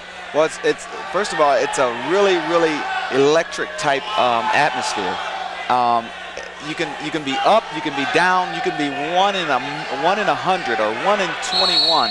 But when you come to the sectional tournament, the qualifying tournament that leads you on to the district tournament, which is the Minor Meat Grinder, which leads you on to the state tournament, which is the Coupe de Gras, which is the end all of end alls. I mean, when you come here, these whole weeks leading up to the state tournament, they're electric, and anything can happen. We were just talking earlier, and when the year I won the state championship as a junior, I qualified. I just qualified. That was the only attitude that I had, was just a 4th place will get me on. It'll get me a ticket to the next session, to the next tournament. Just win, you know. And I think this is what a lot of these young men need to do, because they think that just because they lost a match that they have to hang their head down and that it's over. It's actually not. They have to pick their head up. They need to get out there, and they just need to hustle and scrap for everything that they can get, and then just move on to the next tournament. So the fact that they have lost, and when I say they, I'm talking about King and Southview wrestlers, they have lost either in the first round or in the second round, and they go into the consolation bracket, they still have that opportunity to win and move on to mentor for the districts by getting a 3rd or a 4th place. That's right. If a 3rd or a 4th place will get you a ticket. Top 4 go on to the next qualifying tournament. When I wrestled at the Minor Meat Grinder, which is a hellacious tournament that will eat you alive, I took 4th at the Minor Meat Grinder my junior year, the year I won the state championship. But because I qualified for that state tournament, it gave me an opportunity, even though it was against the first person that I had to wrestle was the winner of another district tournament. Even though I had to wrestle against, I had to take the hard road. It gave me an opportunity, and that's all these young men need, is an opportunity. And if they take full advantage of that opportunity on the mat, just like in life, if you take advantage of the opportunities that are given you, full advantage, man, you can win it all. You can take home the cake. It's not too late. And the bottom line along that road of success that you're talking about, Robert, it requires these youngsters to listen to their parents, listen to their teachers, listen to their coaches, because in all 3 areas, these people are there because they've earned that right. That's as parents, right. as teachers, as coaches. They're they proven. know more. They are proven. They've been there. They've done that. Like we've seen in Dominic's match.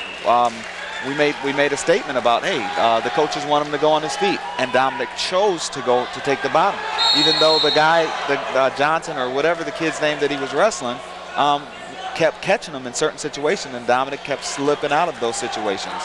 Call it luck or call it skill, but Dominic was put in those situations, which were bad situations, and then he came out on top, fortunately enough. In this instance, the very last instance, which would have pushed Dominic on to the next level of the championship bracket, Dominic went his own way, went away from the coaches, and that happened. Dominic needs to keep his head up and push on, persevere, and move on to the next tournament. Okay.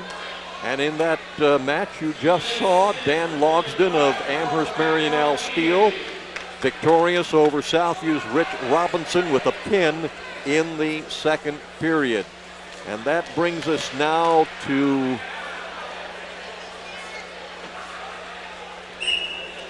trying to decide over on mat number 1. I think this is 171.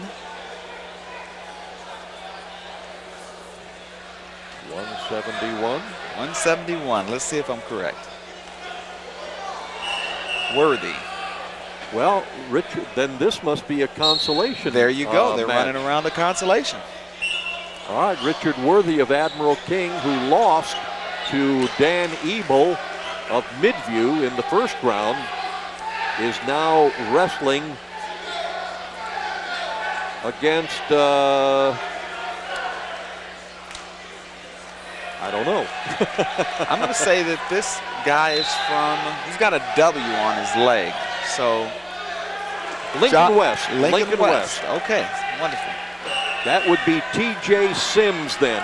T.J. Sims of Lincoln West, a freshman, going against Richard Worthy of Admiral King, let's see if a Worthy, junior. Let's see if Worthy takes advantage of that of his situation of being able to wrestle back through consolation.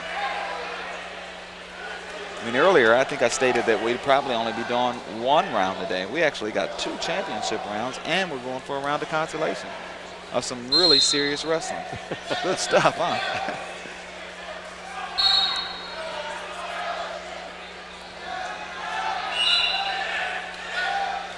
Not only serious wrestling down there on the mat, but serious wrestling fans in the stands. Sure, you have the best wrestling fans in the state of Ohio, probably in the country in Northeast Ohio. This is a hotbed of wrestling. We have national powerhouse St. Ed's. They're here today wrestling against competition from the Lorain County, Cuyahoga County areas. You just don't get that every day. There are a lot of people that miss out on this type of atmosphere, you know. First period in the match, consolation match between Richard Worthy of Admiral King and T.J. Sims of Lincoln West, and Worthy is holding his right hand as if he might have injured it somewhat. He does have a 2-point advantage. Worthy leading over Sims 2-0 on a takedown. He did injure that hand. You can see the knot on his knuckle from here. And we're in the upper gym at Southview High School. It's going to be interesting to see how that plays out.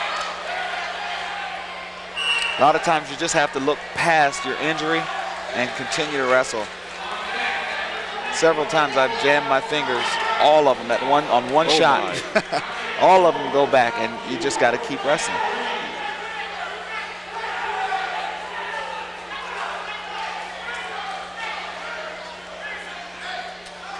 Like I said, a takedown by T.J. Sims.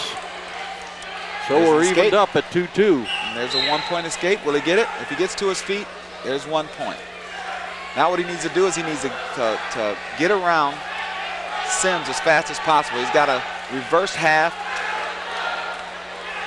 but he's forgetting about the rest of his body. He's got to settle that body down, maybe break free from him. Don't give up anything. And instead of breaking free, we have a pin. There you go. T.J. Sims of Lincoln West got Worthy on his back and pinned him in the second round after 56 seconds had elapsed. So the freshman from Lincoln West will move on in the consolation round, and that pretty much wraps it up then for Worthy. Okay, we'll be back with more wrestling here at Lorain Southview High School, but first, this important message. Right now in your home, there's something dangerous. Kids as young as 10 sniff ordinary household products to get high. They don't know that sniffing can be fatal. Talk to your kids. If you know what they're doing, they're much less likely to sniff inhalants. Okay, looking up Dominic Jones as we try to find all of the Dominic Jones, who won his match in a pin over Mo Odek of Westlake in the first round, is now going against Ryan Pickens of Midview. Ryan Pickens of Midview is a junior with a 20-18 record. He had a bye in the first round, so he's wrestling for the first time. Dominic Jones, with a pin in the first round, is going at it for the second time tonight. There's a high crotch and a finish and for Dominic. 2 points for Jones. Dominic Jones reminds me of one of the classic freestyle wrestlers. This is folk style wrestling that they're doing in high school, but there are a couple other forms of wrestling. There's Greco-Roman wrestling, which is all upper body, and there's freestyle wrestling, which is just like freestyle bike riding, like freestyle anything. It's a lot more extravagant, and he just has that body, that long, lean stride, and he reaches for shots and he shoots like from far away, but he always gets in. He's still pretty young, but watch out for this kid next year. If he sticks with it, I guarantee you might be looking at one of Southview's greatest wrestlers. Dominic Jones, just a sophomore, leading in this first period 5-0. 2 points for a takedown, 3 points for a near fall. And there's a tilt. He's got to be very careful because he can pin himself in that situation. When in the process of tilting and exposing the other wrestler's back, he can lean back too far and put himself on his back. And if the kid steps over, there's trouble. 7-1 is the score. And both wrestlers are on their feet.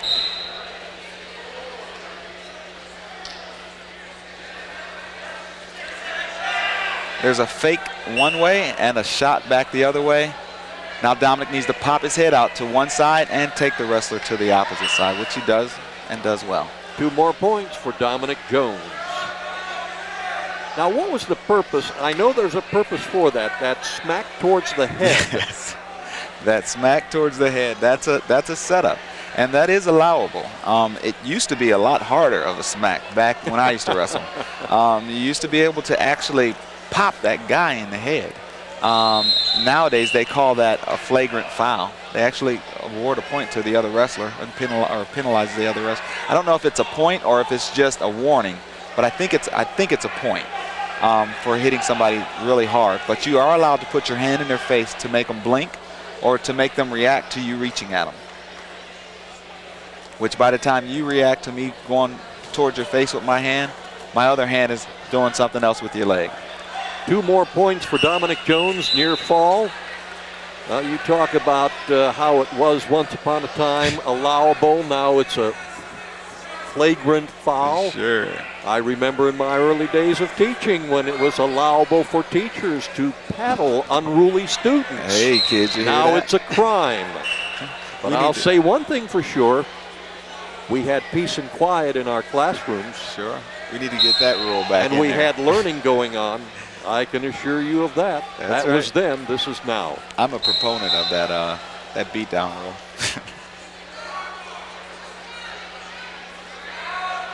Actually, a little paddling. Yeah, I don't know one kid who didn't straighten out. You know. Here's an Atkins roll through attempt.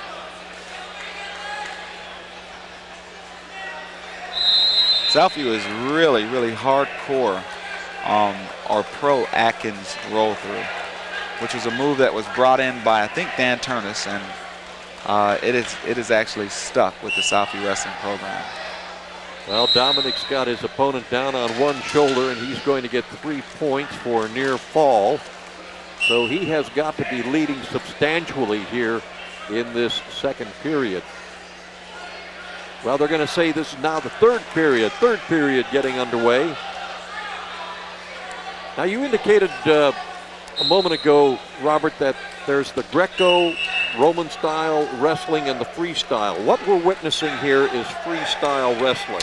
No, this is folk style wrestling. I'm sorry? Folk Folk? F-O-L-K. So if we style want to see wrestling. freestyle wrestling, we have to turn on our TVs and watch the World Wrestling Federation. No, please don't. If you want to see freestyle wrestling, you want to go towards the international competitions. You want to go towards the Olympic competitions. Where they have both freestyle and Greco. Freestyle and Greco, but you can tell distinctively the difference in the two. One, you're not even allowed to touch the legs, which is Greco-Roman. It's all upper body throws and counters. You're penalized for touching the legs. Where freestyle, you can go into the legs, you can take shots, you can throw your opponent as high in the air as you want and bring them down as hard as you want. Folk style, if you throw a kid in the air, you're responsible to bring him back down to the ground safely.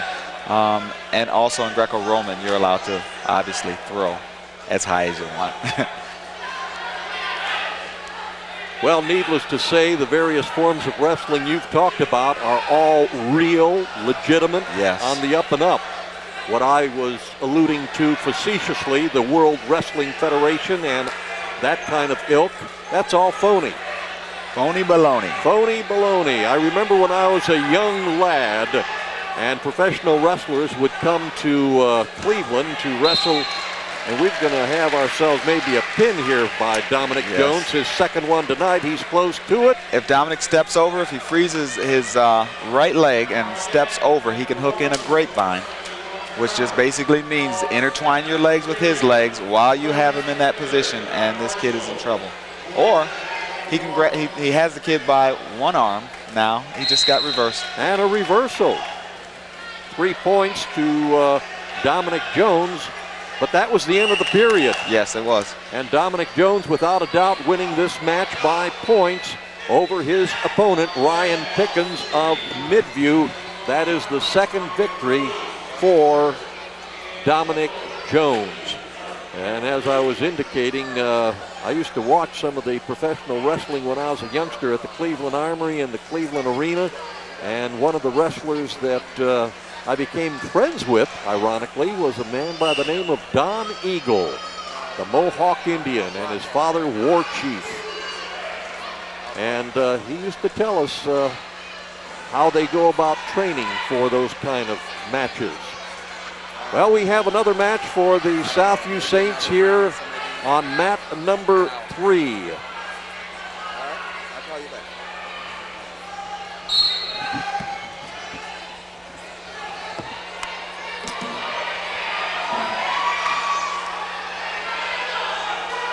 Trying to determine who that is for Southview.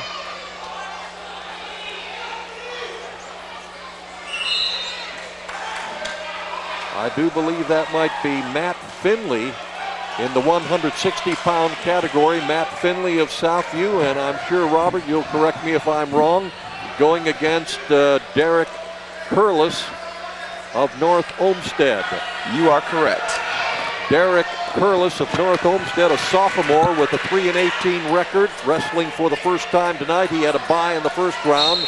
Matt Finley just pinning his opponent, Derek Curlis, in the first period of this 160-pound match. Finley, a sophomore, defeated his opponent, Brian Waller of Amherst Steel, by points back in the first round. So the second victory tonight for Matt Finley. Wonderful job. Okay, I want to take this opportunity to again welcome our brand new sponsor on WLCS TV20. If your lawnmower needs service, your snow blower doesn't work, your riding mower needs repair, well, who are you going to call? SOS, Service on the Site. To avoid all this frustration and for no more worries, you can call Mark Furman at Mobile Mower Service. The phone number, area code 440-315-0250. That's 315-0250. Mark Furman Mobile Mower Service makes good old-fashioned house calls. Most services done on site at your home when it's convenient for you.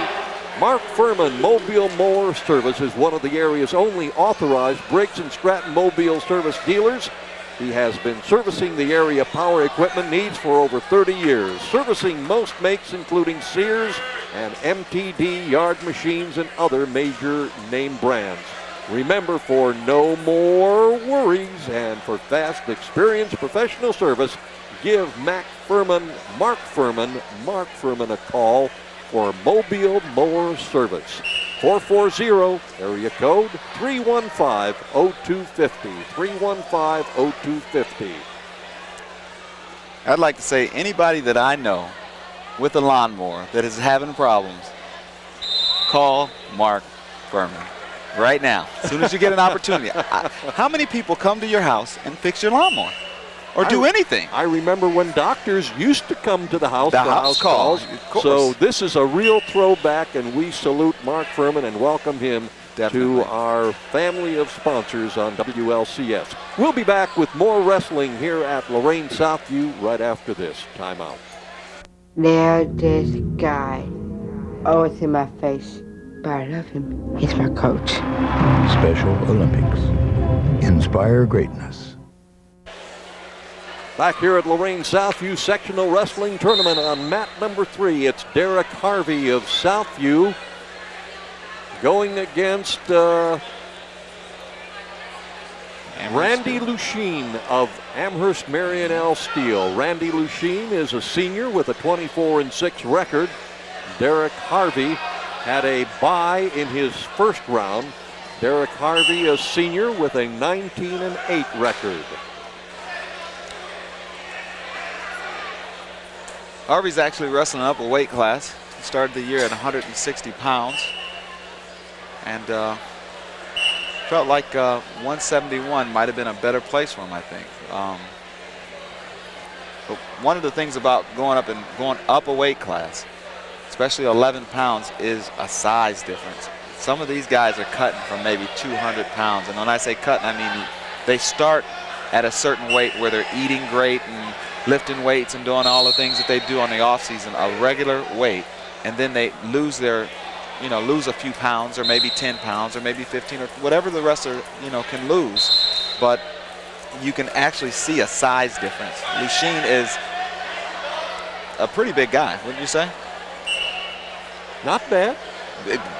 Kind of reminds me of me when I was in high school. Especially when, yeah, there you go. Especially when you already know how big Harvey is.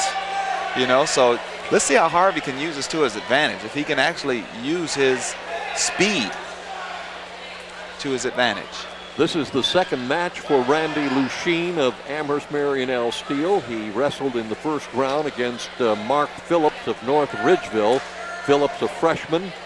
Lusheen, the victor in that match.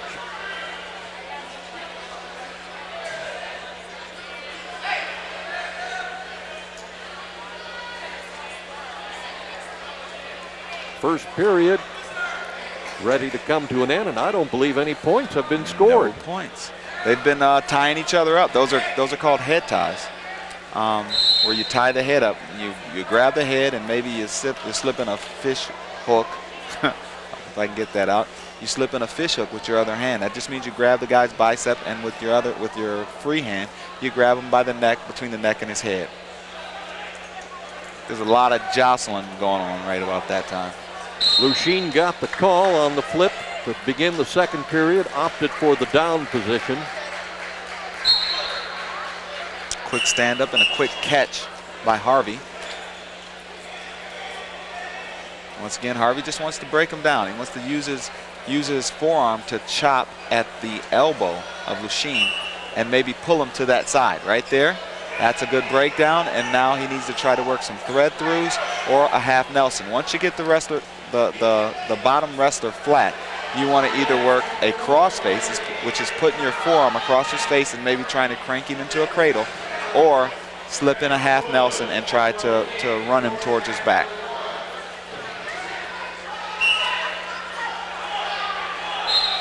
Lusheen trying to break away on an escape. He gets to his feet, but Harvey maintains a stranglehold on that leg.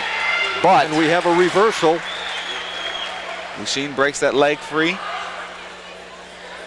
and gets the 2 points.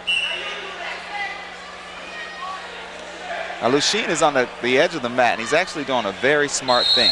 He knows that he can't do anything wrong right there. In that position, he is actually able to have a little bit more freedom to do what he wants. So he cranked in a tight waist, which is actually just putting your arm around the waist of the bottom man as deep as you can, and then pulling it back, holding tight, and then pulling it back, which squeezes the air out of the bottom man, or the wrestler that the move is being performed on. It's right around the diaphragm, and man, it hurts.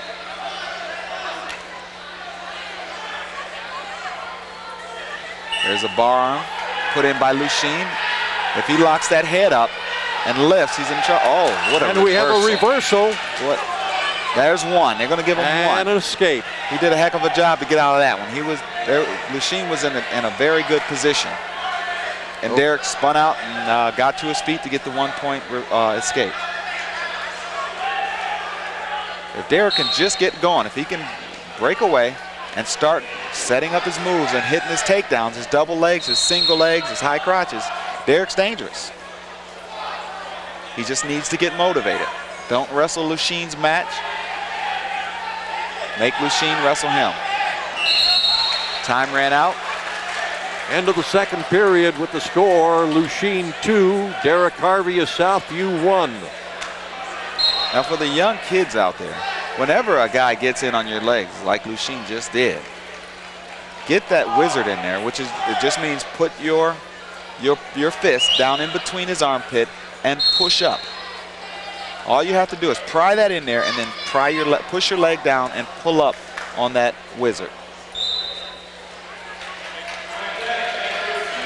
A lot of high school kids like to just sit there and just put their hand in there and hold on while the guy has you by a single leg, and that doesn't work. Usually that results in a takedown for the other guy. Now Derek Harvey had the choice here in the third and final period. He opted to go down. I'm not sure. I was talking, but sometimes if a wrestler, Lucien could have had the choice and picked up, because he could feel that he can turn Harvey. But more than likely, Harvey took down. I can't quite see the score, so I don't know who's winning. Well, it's still 2-1. 2-1 Lucien? Yes. Okay, so I would say that Harvey took down, and he wants to tie it up. Let's see if he can do that.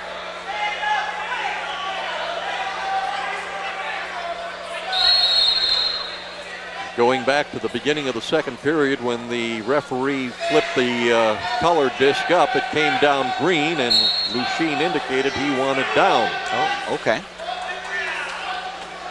That's called paying attention, which I don't do too much. Well, you look out for the important things. I look out for the trivial things. Oh, please. There's another bar arm ran by Lucien. Harvey's got to fight his way out of this one. He's still in the match. He needs to look where he's at. He's close to the out-of-bounds line. There's a pin. Randy Lucien of Amherst Marion L. Steele, the senior, 24-6, coming into this sectional tournament, pinning Derek Harvey of Southview. So Lucien will go into the semifinals, and Derek Harvey will move into the consolation bracket. Kevin Millwood has a career .600 winning percentage. And Mr. Griffin, did you know kids whose parents do things with them are 52% less likely to do drugs? Got that, Mr. Griffin? All right, back here at Lorain Southview, we have a match going on at the south end of the gymnasium on mat number 1. And we're trying to find out. I'm going to say this kid's name is Kanan Watson. Correct me if I'm wrong. Well, I'm looking for the proper sheet here. Kanan Watson in the 215-pound category. Kanan Watson had a bye in the first round. He is going against Andy Weinmiller of Amherst Steel. Also had a bye in the first round. Weinmiller of Amherst Marion L. Steele High School is a senior with a 28-1 record. Kanan Watson of Southview, a junior, They did not indicate any record for him. Did you say 28-1? 28-1 for Weinmiller. Heck of a season. And Weinmiller has a 1-point advantage in this match. Well, it just went up to a 3-point advantage. 4 points for Weinmiller, 1 for Watson. You know, you just hate to see a kid do something out of desperation and make a mistake. Kanan was wrestling a very good match, only down 1-0. He 1 second left. First period's over with, and he does that move, which it really wasn't a headlock. It looked similar to a headlock, but it just looked like he turned away when he didn't have to turn away. And now he's down by 3 points when he could have went into the second period down by 1. I think that's just being young in the sport too. And we have another Southview Saint ready to get started on mat number 3 at the north end of the gymnasium.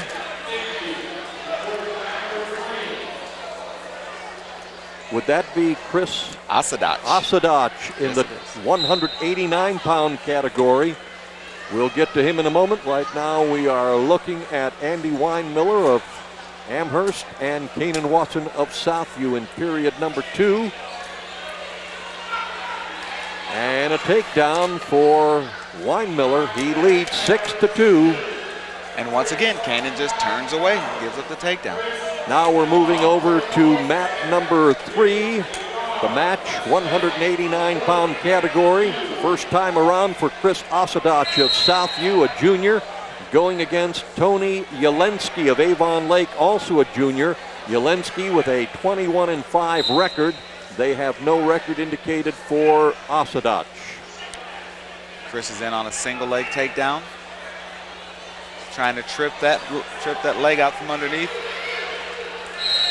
The Avon Lake wrestler. He steps over it, counters it, and they're back on their feet. Looks like a blood timeout. That's when a wrestler gets injured and blood is actually apparent. All right, timeout because of noticeable blood. Asadach, and they're checking that on his nose. We're back to mat number 1, where we have Kanan Watson picking up a point on an escape. He trails by 3. Andy Weinmiller of Amherst with 6 points. Watson with 3. There's a high crotch, and Kanan goes down to one knee and gives him a takedown. And there's again a classic example of letting a guy go for 1 point, knowing that you could probably take him down for 2. So Weinmiller, with the second period coming to an end, is leading 8-3. And Weinmiller's points are coming at the end of regulation time as far as each period is concerned. He's not scoring in the middle of the match 2 and 3 times. He's scoring 1 time at the end of the period. Back to mat number 3, Chris Asadach of Southview against Tony Yelensky of Avon Lake. Both are juniors. Asadach is in on that single again, and this time he trips the right direction, and he gets his 2 points.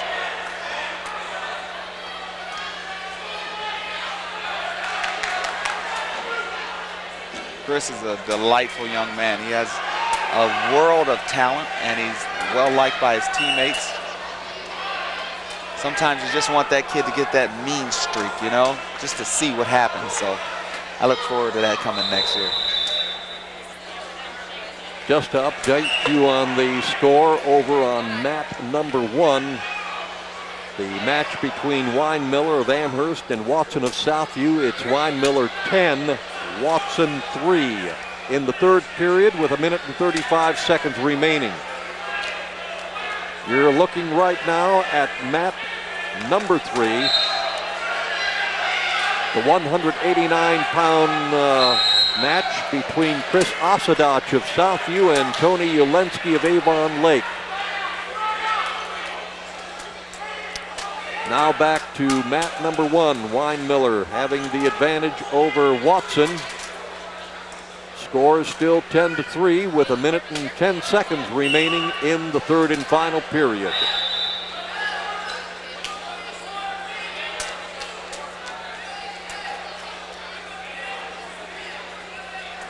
I'd like to see Kanan step it up just a little bit now, you know, just to see what he can do.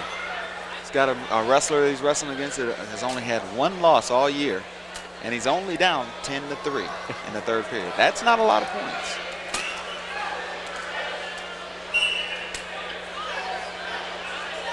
And apparently a little bit of noticeable blood. Timeout on that particular mat. We're all set here back on mat number 3. They have managed to put a stopper to the blood coming out of Asadach's nose. Actually stuffed it up with some paper. Is that what they did? I see something white. I didn't know if that was him that had gotten the blood or the blood injury, or if it was the Avon Lake wrestler.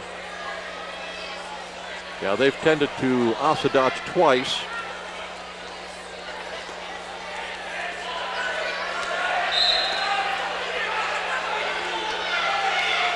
What Chris has got to do right now, he's got to pick a side. He can't stay underneath and carry the total burden of weight that the Avon Lake wrestlers putting on him. It's just too much. Meanwhile, Watson picked up another point for an escape. He still trails 10-4 now in his match against Andy Weinmiller of Amherst. 40 seconds remaining in that 215-pound match. There's a sprawl, a shot attempt by the Avon Lake wrestler, and Asadach sprawls, which means just to kick your legs back, put your chest on that wrestler's back, kick your legs back, and prevent him from getting your legs. No points scored, though. Chris has got to take advantage of those situations. There's a catch by Chris. That's a front headlock. Chris needs to get to his get on his toes and whip that guy by, his whole body. Just get him going and then whip him by. It's called a throw by. You sit there too long,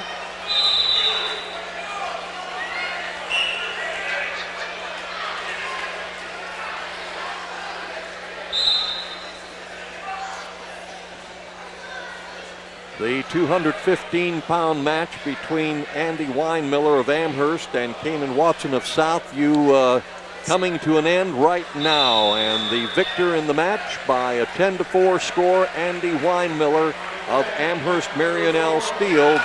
The senior will move on to the semifinals of the winner's bracket.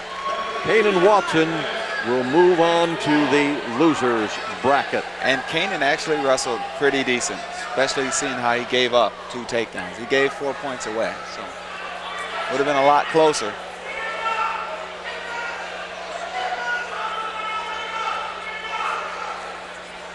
Back here on mat number 3, it is Chris Asadach of Southview in the red, white, and blue, and Tony Yelensky of Avon Lake in the maroon and gold.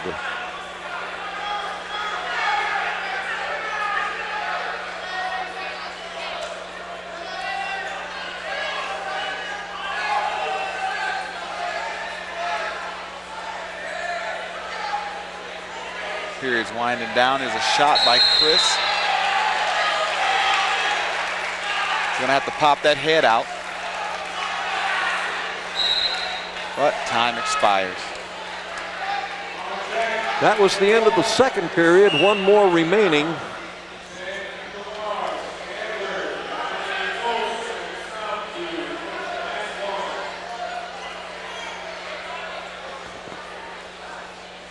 No idea who is leading in that particular match, but I bet we can find out. Producer, director, cameraman Joe Bach said Southview. That's Chris Asadach. Okay, Chris is potentially about to expose his back. He needs to abandon that move that he started and get back to his belly. Belly up. And it looks like the Avon Lake fella may be getting some near fall points. Official indicating a possibility of 2 for now. That's right.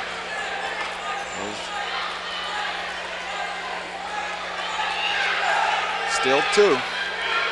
And the reason being is the referee waved his hand or his arm 3 times while Chris's back was exposed to the mat at more or less than a 90-degree angle, excuse me.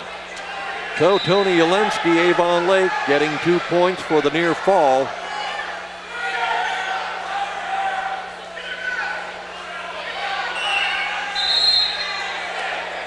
I think what Chris is doing, he's spending so much time trying to free himself from the legs that, is it Ilinsky or Ulinsky? Ulinsky. That Ulinsky is putting in.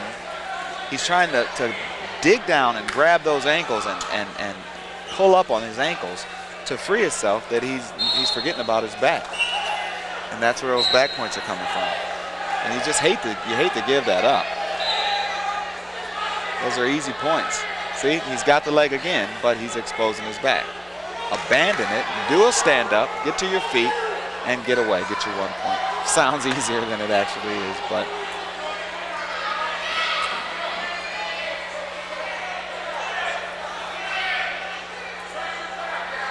we're going to have back points added to Ulinsky's score once again.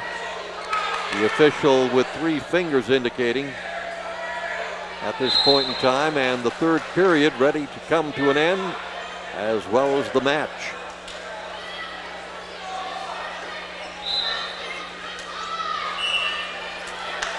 And that's the end of the third period. 3 more points awarded to Tony Ulinsky of Avon Lake for near fall. And the victor is going to be Tony Ulinsky of Avon Lake on points. The junior moves on to the semifinals. Chris Osadach of Southview will move into the losers bracket. And the majority of those points came from Ulinsky being on top and turning Osadach.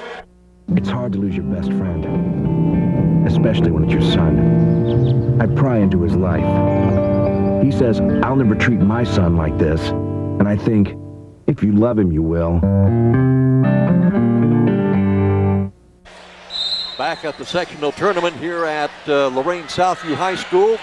Over on mat 1, the 275-pound category that I affectionately refer to as the Behemoths. And we have Rodney Tolson of Southview, a senior, 15-5 on the season, wrestling for the first time. Careful, and Rodney. He is going against Ben Kuhar of Lakewood St. Edwards. Nice wizard. He's got to keep that weight on him and work his way back to his feet. He doesn't want to get rolled over. Upper body, there's a bear hug situation. And Kuhar with 2 points on a takedown. And look at the strength on Tolson. He is strong as an ox. He might give up the 2. Kuhar also with 2 points for near fall. Ben Kuhar of Lakewood St. Edwards, a sophomore with a 20-2 record. This is the second time he has wrestled tonight. He wrestled earlier in the first round. Glenn Longwell of Avon Lake winning in that match. Tolson had a bye the first round. Rodney needs to work to get that head off the mat, to free himself from the half Nelson, and to work his way up. He needs to get to his feet. This is a bad position for heavyweights to be down on all fours like that, because they don't have very good mobility. 30 seconds remaining in the first period. Kuhar leading 4-0. This Kuhar is really tough. He's another one of those St. Ed's powerhouse wrestlers. And Rodney has an opportunity to make, I don't want to say history, but he can actually make a statement by beating Kuhar today. Well, he certainly has everyone's attention because this is the only match going on right at the moment. Mats 2 and 3 are vacant. Everyone watching this one. That's right. Rodney needs to get up, take advantage of being on his feet, and use that strength. He's, I think some of the kids were telling me that Rodney is easily a 350-pound bench presser. And he might do more than that. First period has come to an end, and the score remains Ben Kuhar of Lakewood St. Ed's 4, Rodney Tolson nothing. Kuhar starts in the down position.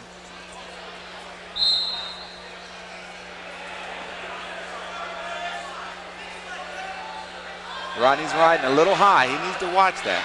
Whenever you ride high, you're in trouble. One more point for Kuhar on the escape. if you notice, Kuhar has actually found out where Rodney might have a deficiency, and he's trying to exploit it. And it's right there. It's actually putting pressure on Rodney. Rodney rolls through. He's going to get 2 points, and there's the takedown. Wonderful move by Rodney Tolson. Now all he has to do is he has to settle back. Don't get too high. Don't pull Kuhar on top of him. There's a tilt attempt by Rodney Tolson. He's got to get those hips up. He's got to get the hips up. He just got stepped over. There's the lack of mobility. Reversal. 2 more points for Kuhar. He leads 7-2.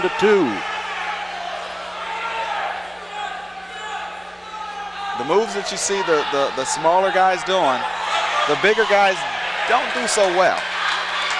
Kuhar has got Rodney on his back. And this could be it. Rodney's got to use some power. He's got to dig down deep to get this one, to save this one. And there it is. With 54 seconds remaining in the second period, Ben Kuhar, the sophomore from Lakewood St. Ed's, with a 20-2 record coming into this sectional tournament, pinning Rodney Tolson of Southview, the senior, with a 15-5 record. So Kuhar will move on to the semifinals in the winner's bracket, and Rodney Tolson will move into the loser's bracket.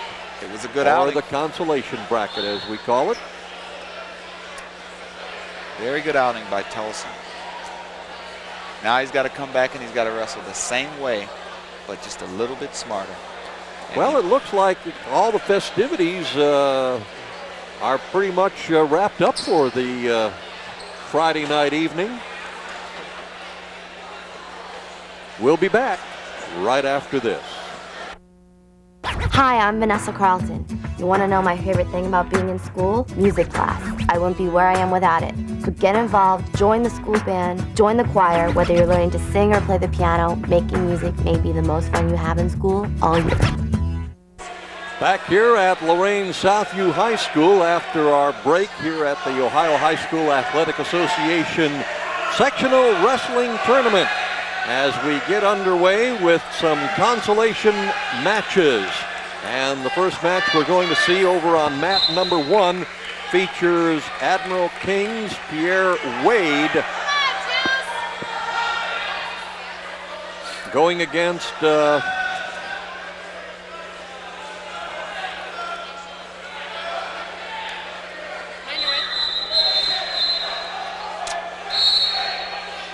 trying to determine who the opponent is. It's a Westlake Demon wrestler. All right, from Westlake.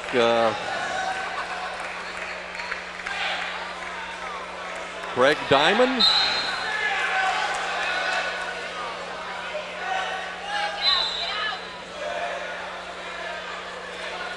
Craig Diamond of Westlake.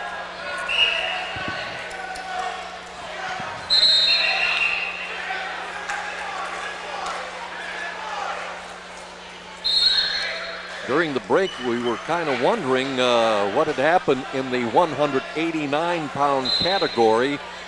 Second round, Craig Wood of Admiral King, a senior. We missed that match, and we apologize, but talking to Admiral King coach Todd Oval, we were informed that Craig Wood did lose his match. He went up against Matt Arbiter of Lakewood St. Edwards. So Craig Wood will be in the consolation round. Second period in the 103-pound consolation match. And no points scored in the first period.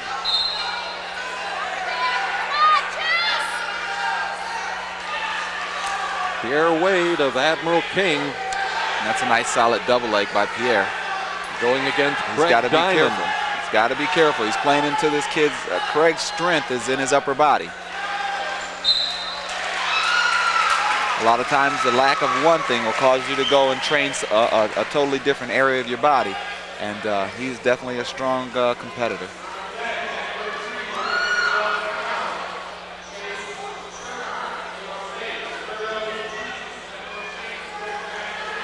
Pierre has to spin out of that. In big trouble.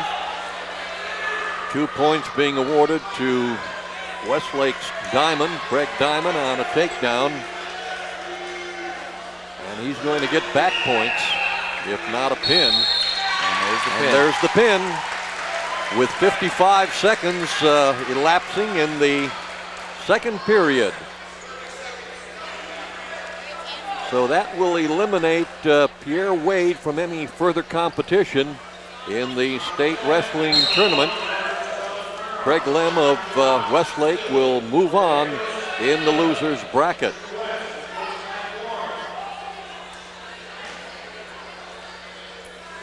And we'll be back with more right after this.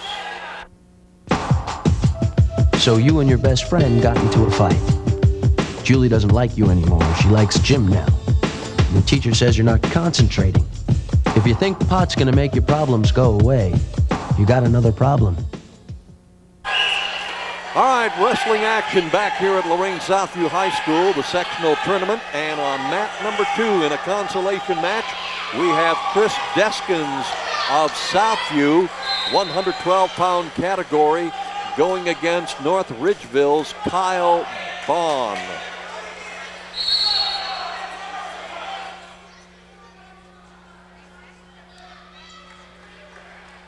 And we have a 4-1 score. Deskins of Southview leading.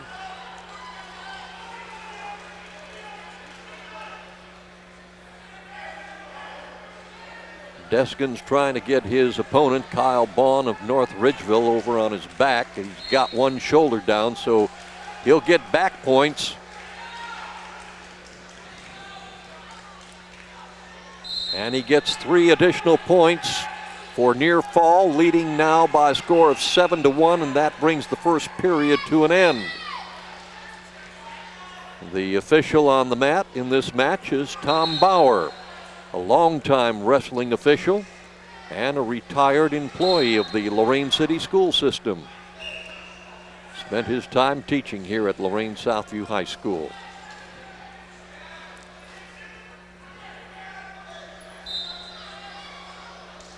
Interesting, his wife Nancy is a volleyball official.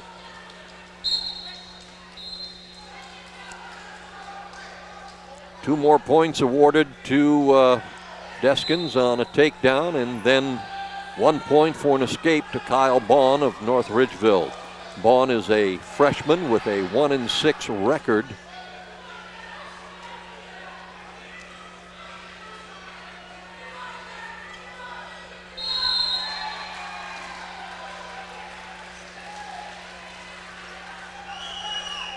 Another takedown, 2 more points for Deskins. He leads 11-2.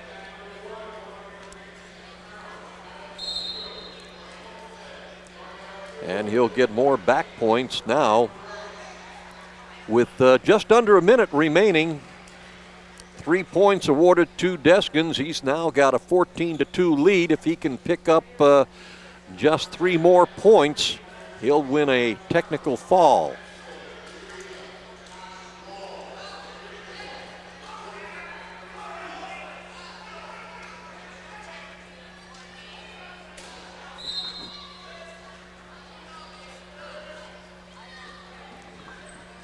In case you were wondering why you didn't hear the familiar voice of Robert Taylor, he so graciously went down to the hospitality room and brought up a dish of cabbage and noodles. There you go. Oh my goodness, it smells so good.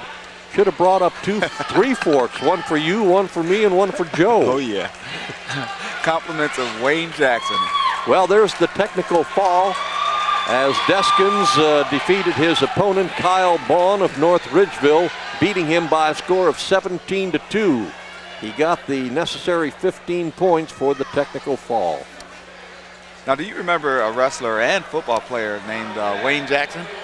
Stonewall, they used to call him, Wayne Jackson. Yeah. I seen him in the hallway. I said, "Hey, Wayne, why don't you take me back there and get me some cabbage and noodles?" Because, you know, I don't have as much pull as some people around here. And he said, "No problem, Rob, follow me." Took me over to the concession stand because the coach's room, I guess, is closed. Oh. Took me over to the concession stand and got me those cabbage and noodles, and I raced back because I wanted want to do some commentary with you, brother. So if you hear Ron go silent for a minute, it's because those cabbage and noodles are going down. We got Roberto here wrestling from Admiral King, right? Yes, we do. And this is a consolation match at 119 pounds. Well, this would be 112 pounds. Is that 112? Yes. Oh my goodness. Admiral King's Roberto de Jesus. And I'm sitting here, I'm trying to do this stuff just by looking at the wrestlers, looking at, you know, going off of past commentary with them. And he's going up against Chase Chernock. Okay. Chase Chernock of Avon Lake. Chernock is a freshman with a 6-15 record coming into the sectional tournament. De Jesus is a senior at Admiral King with a 23-10 record. Oh man, there's a high crotch. Needs to get that head out of there, finish. Got 2 points anyway.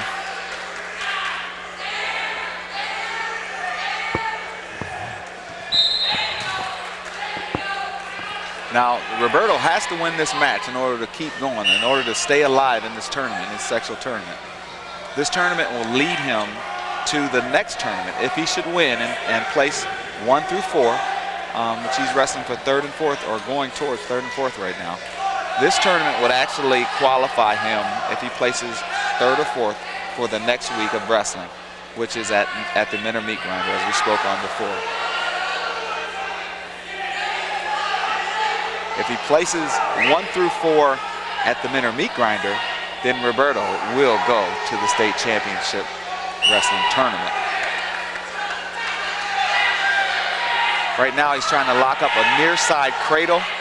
Has to be careful because the Avon Lake wrestler has his leg, but he can still use that to his advantage if he just sits to his hip and yanks backwards.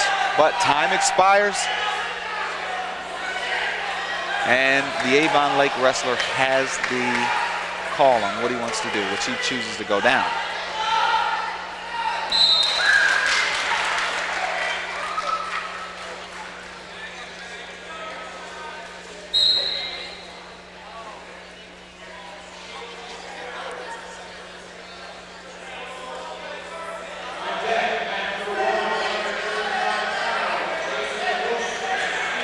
Got to watch out for the lift from the other side. Sometimes the bottom man can set you up and cause you to lean too far, and then he can raise his hips up and toss you over. But Roberto stays in control, stays behind the man. Right now what he's putting in is a cross space, and now he's going to a cradle. He's going to use his head in the side of his opponent and kind of try to break him or bend him in half, so that his head touches his knee and he can lock up that cradle.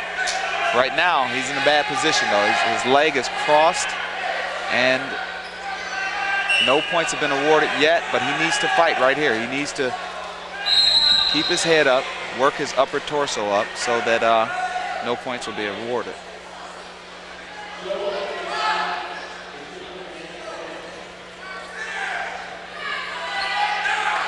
Roberto's back on top. Right now what he wants to try to do is he wants to keep his body back. Right now he's a little high. Even though he's out to the side, his upper torso is past the upper torso of the guy he's riding, which is a bad thing. He needs to settle back, get control of him, and then try to work for half Nelson. Going back momentarily to the 103-pound category, in the semifinal and finals tomorrow, that would be Saturday, February 12th, and I realize our viewers are watching this after the fact, but on Saturday, representing Lorain Southview in the winner's bracket, David Jorfie will be going against Steve Mitchell of Elyria. Mitchell, a freshman, and there's the pin. There was a 3/4 stack put on by Roberto. The Avon Lake wrestler had his head on the mat. Roberto alertly reached underneath with both hands, grabbed the neck and the head of the Avon Lake wrestler, locked the leg, and pulled him down and stacked him. Good match, smart move. So Roberto De Jesus victorious over Avon Lake's Chase Chernock. Roberto will move on in the consolation bracket. And is he somewhat assured of a, he's got to win one more. He's got to keep winning. I think Roberto will actually move into the semifinal consolation round, or the quarterfinal consolation round from here. He has to win his next match, and then he has to win to get in for third and fourth. So he has to win 2 more matches. 2 more matches. And then win, lose, or draw, he goes to the district tournament. And his next match will be against a young man from Amherst or a young man from Lincoln West.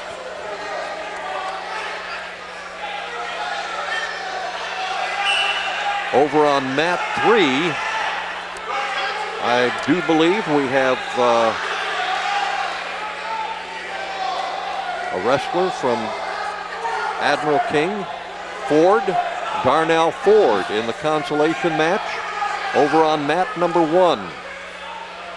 And he just picked up 3 back points. Gotta be careful not to get over it. Oh, there's a cradle he locked up. If he sits through. Darnell Ford of Admiral King going against Alex Fedor of North Olmsted. Ford is a very long and I think he seems like he's a pretty strong wrestler. So cradles might just be his game. That might be his best asset, is to lock up that cradle again and give it another try. Almost an escape or reversal by Fedor, but Darnell Ford able to keep him down. Look at that half Nelson he's got in there. He is really cranking that thing. And he gets 3 points. Near fall. Darnell Ford leading in this consolation match by a score of 10-2 with the second period almost winding down. 20 seconds remaining in the second period. There's another cradle attempt. If he locks that ankle and pulls him over, that cradle will go. I don't think he knows to lock the ankle. Right there. He's going to get more back points as the second period comes to an end. 2 more back points for Darnell Ford. He now leads 12-2.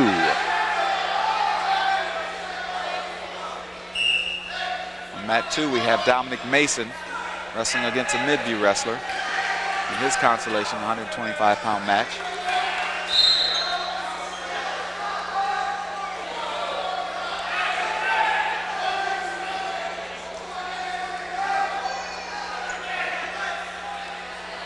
Matt Sykes of Midview, a junior. Right now, these wrestlers are wrestling for their, the seniors anyhow, are wrestling for their high school career lives. And Dominic just happens to be one of those wrestlers.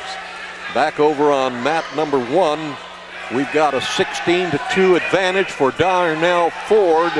1 more point, he'll have a technical fall. Coming back to the middle mat, the match between Matt Sykes and Dominic Mason in the 125-pound category. There is no score in that particular match at this point in time. We're now going into the second period, back to mat number 1. Darnell Ford still leading 16-2 with 1 minute and 5 seconds remaining in the third and final period. And what you'll notice, Ron, is that in consolation, the matches go a lot faster. And it's not because it's just a consolation match and nobody's paying attention, so the match is going faster. It's actually because the first period is only a 1 minute period instead of a 2 minute period. So the second and third periods are still the same. They're 2 minute periods, but the first period, there's a minute shaved off. I didn't even realize that. Yep. I don't believe that. Down to less than 30 seconds remaining. And there's a headlock by Darnell. Darnell's going to get back points on this one. He's going for the pin. Of course, the pin means more points for more team There it points. is. With 15 seconds remaining in the match, Darnell Ford pinning his opponent from North Olmsted. That's a good job by Darnell. Don't hesitate, don't give up just because you have a technical fall. Go for the pin.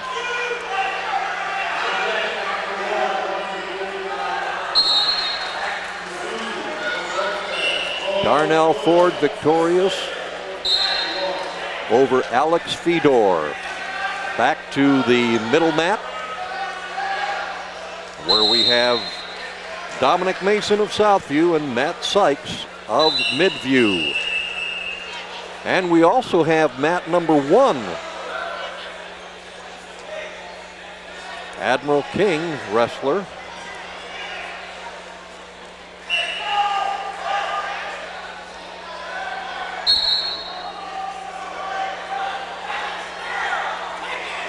Is this Rocky?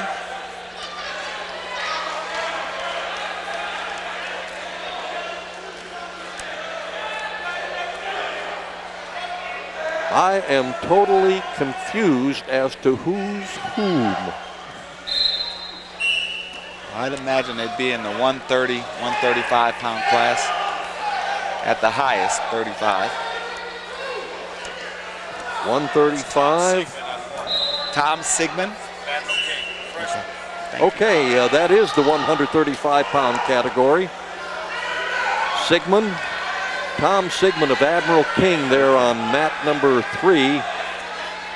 And we just had an Admiral King fan come up behind us and let us know. Well, bless his heart. That's right. And Sigmund is going against a North Ridgeville wrestler. That is Mark Cosen. Mark Cosen. He needs to fight right now. And he does, and he comes up off of his back. Now he needs to get some points. He needs to get away, get to his feet, get away some way, shape, or form, and get after this kid. Let's see some Lorain pride, huh?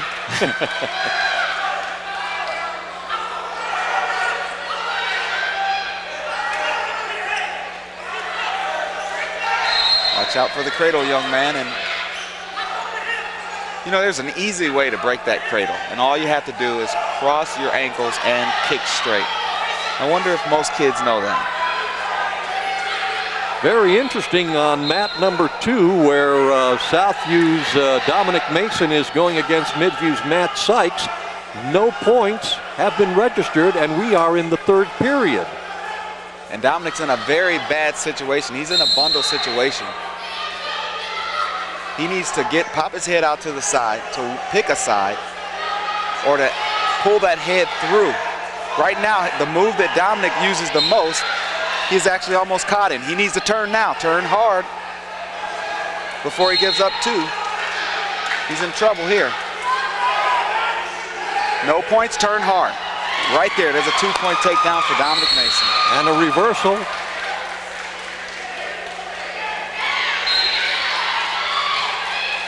Folks, Billy Kopp and Tommy Turners, they were screaming, turn hard. And they, believe me, they manufactured that adrenaline that to get the job done. Oh, yeah. Once again, young people out there, listen to your coaches and your mamas and daddies. And your teachers. And your teachers. Tom Sigmund of Admiral King, Mark Cosen of North Ridgeville on mat number 3.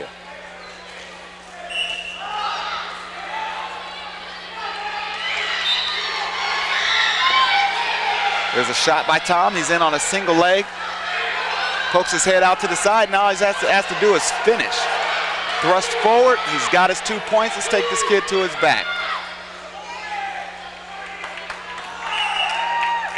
And our match between Mason and Sykes is tied up.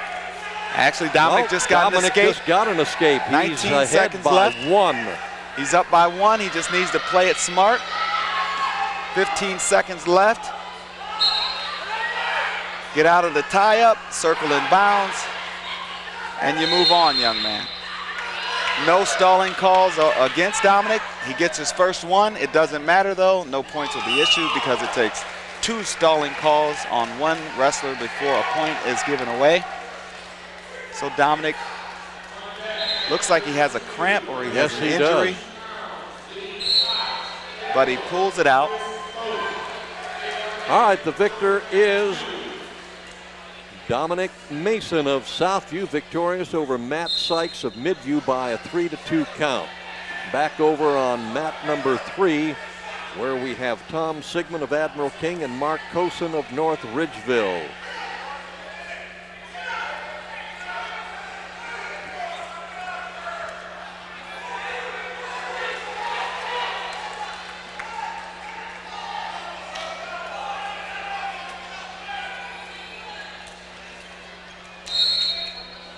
And I do believe the third and final period in that match is soon coming to an end.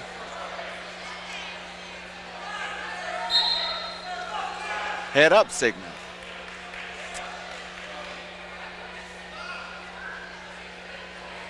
We need a quick escape here. And that's the end of the match.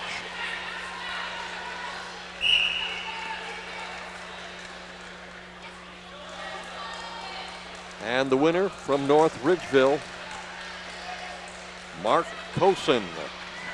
So that eliminates Tom Sigmund from any further competition in the sectional tournament.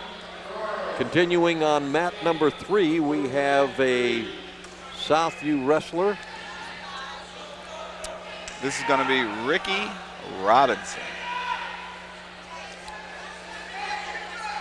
Rick Robinson of Southview going against an Avon Lake opponent, and that is Kyle Kovach. Kyle Kovach of Avon Lake, a senior with a 13-14 record. Robinson of Southview, Rich Robinson, a senior. This is the 140-pound category. And right off the back, Ricky Robinson is down by 2. A quick takedown.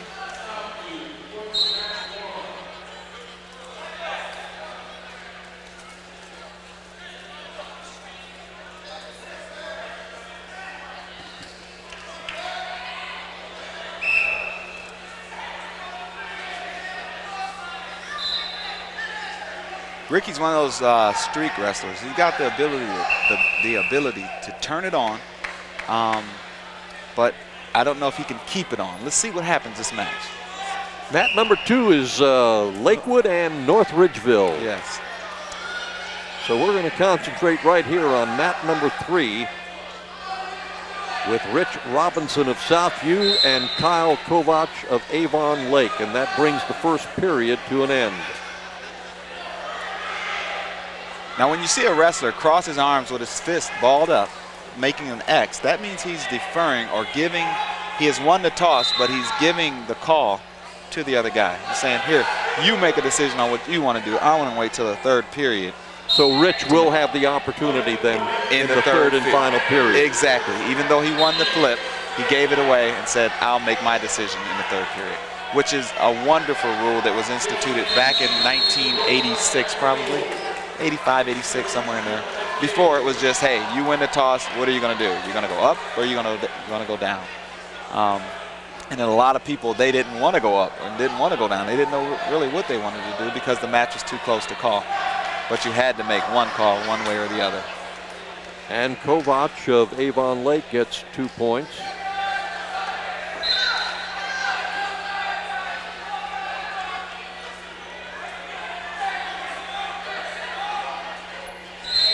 Number 1 rule, once again, when you're on the bottom, don't leave your head on the mat, bottom man.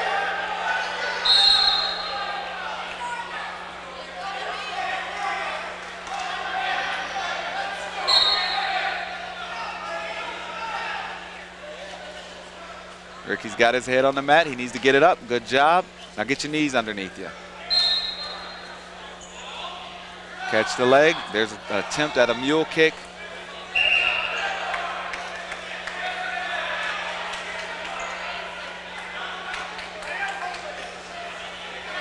Kovac is going to get some back points there. For a wrestler that can use legs or can throw the boots, as they say in wrestling lingo, it makes him a very potent wrestler. There's a grapevine hooked in, and that is trouble. There it is. There's the pin. Kyle Kovac of Avon Lake pinning Rich Robinson of Southview. So Kovac will move on in the consolation bracket. Robinson will call it quits for this season.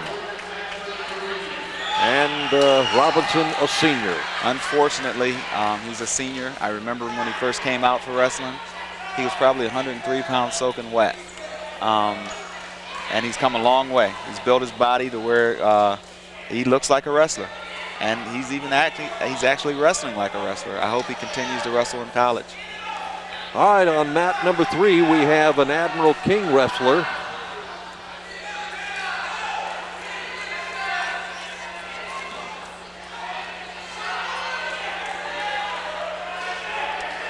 Trying to determine the weight category. This may be 71, maybe? Is it Wood?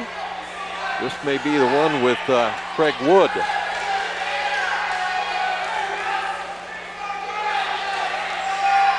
Which is the 189-pound category. That's a 2-point takedown. The only problem is Wood would be going up against McDonald of Elyria, and that is not an Elyria opponent. This guy's from Lincoln West.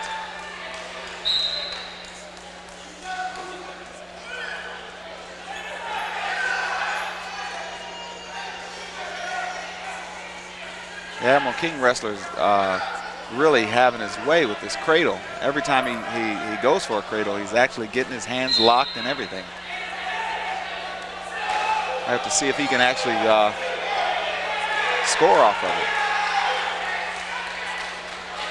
There's a 1-point escape by the Lincoln West wrestler. All right, this is Ferraro.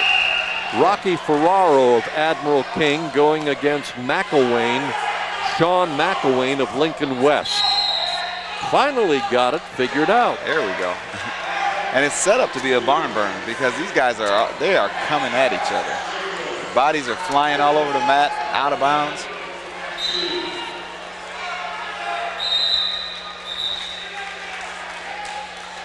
What has me somewhat confused on these brackets is that they have an LAK and an AK. And I'm looking at the board of schools involved. Lakewood St. Ed's, Elyria, Westlake. Avon Lake. That LAK would not be Avon Lake. Amherst, Southview, North Olmsted, North Ridgeville, Midview, Lakewood, John Marshall, Lincoln West, and Admiral King. So what is LAK versus AK? Lakewood, Admiral King? Oh, Lakewood, LAK, Lakewood. Okay. Oh, if it wasn't for Joe Buck, thanks, Joe. Our producer, director, cameraman, and intellectual, I don't know where we, and you, with all of your wrestling knowledge, sure. I would be a walleye out of water. Oh, my goodness.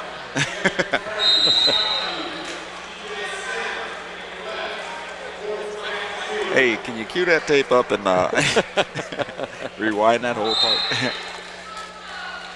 Well, we got it figured out. That's the important thing. Rocky Ferraro of Admiral King, a senior, going against McElwain, Sean McElwain of Lincoln West, also a senior. There's a single, a high single, a standing single.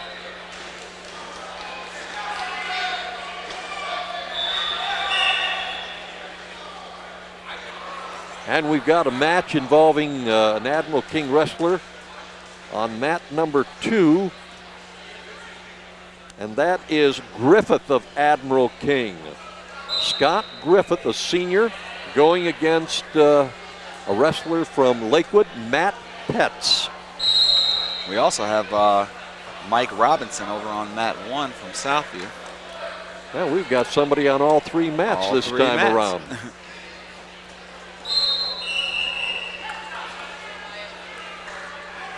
So it's Robinson on 1, Griffin on 2, and Ferraro on 3.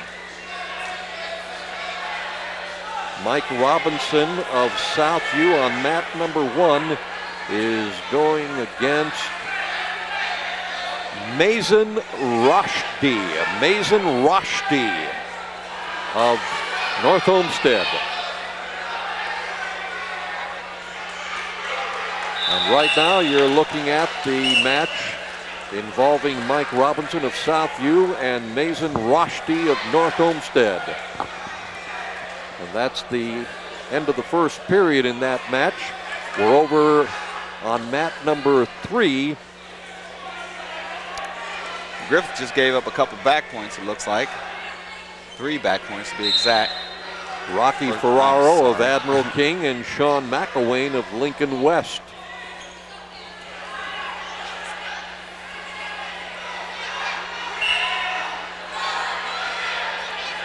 Rocky looks like he's going to, Ferraro looks like he's going to try to work his way through the back door. And the period ends.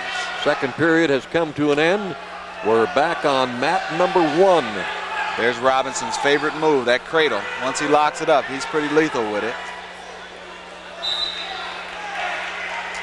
But once again, the competition at this tournament and the atmosphere that says anything can happen. The cradle is broken. I have never seen his cradle be broken. So let's see if he can lock it up one more time and put this guy away. Well, that match between Mike Robinson and Mason Rushdie of North Olmsted is all tied up at 2-2. And once again, he did lock that cradle up, and Rushdie broke it. Moving across the gymnasium to mat number 3 at the north end. Again, Sean McElwain of Lincoln West and Rocky Ferraro of Admiral King. In the third and final period. And somebody's got to do something. And Rocky takes the initiative. Moving to center mat. Match between Matt Petz of Lakewood and Scott Griffith of Admiral King.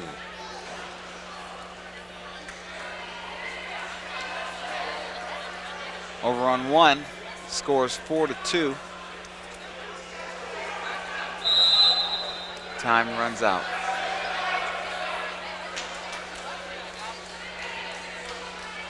Right now, Mike needs to turn it up just a little bit. Needs to turn it up maybe 1 or 2 notches. Lock that cradle up. I seen him lock it up maybe 3 or 4 times, and it was broken all 3 times. Over on mat 3, Rocky Ferraro is playing the setup game. When you reach at somebody's head, it's a setup. Boom, down he goes. But no points. That's the thing. He got no points for an excellent takedown. Because he didn't have them in his grasp. Exactly. You finish the move. You don't stop. Don't get cocky. That is a bad thing. It's not going to be good that you get cocky. You lose your head, and all of a sudden, you lose the match. Rocky needs to settle down, hit a quality move, and finish. Pin this kid. He's got the ability. He just seems like he just wants to go and show who's tougher, but he's not scoring any points. And the official giving a stalling call, but the match comes to an end, and the victor is from Lincoln West, Sean McElwain, defeating Rocky Ferraro of Admiral King. Back to mat number 1 in the third period with 1:15 remaining. The match between Mike Robinson of Southview and Mason Rushdie of North Olmsted. And a break in the action there, so we'll move to center mat, where we have Scott Griffith of Admiral King going against Matt Petz, that in the 160-pound category. And the score is 3-2. 18 seconds left in the second period. Statistics show that 40% of all kids who smoke marijuana live in the city. Guess where the other 60% live? Now, when that timeout occurs, that timeout, it's an injury timeout. It's not like you can just call a timeout in the middle of a match because you're tired. It has to be because something has occurred, either an injury or a blood, and normally a blood timeout is called by the referee, and the time goes against the wrestler who's bleeding. And a reversal, a takedown for Robinson, a reversal for Rushdie. And our score is 9-4. Robinson has the lead.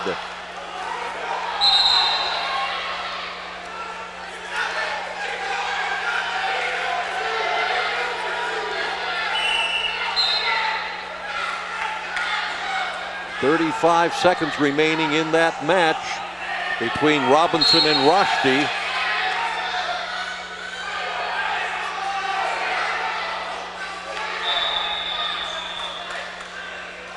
And Robinson is called for stalling.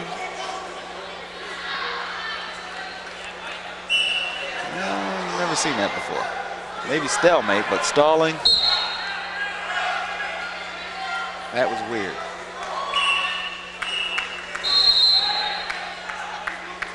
Especially when you're losing to be called for stalling. And the North Olmsted coach has come over to talk to the official, pointing up at the scoreboard.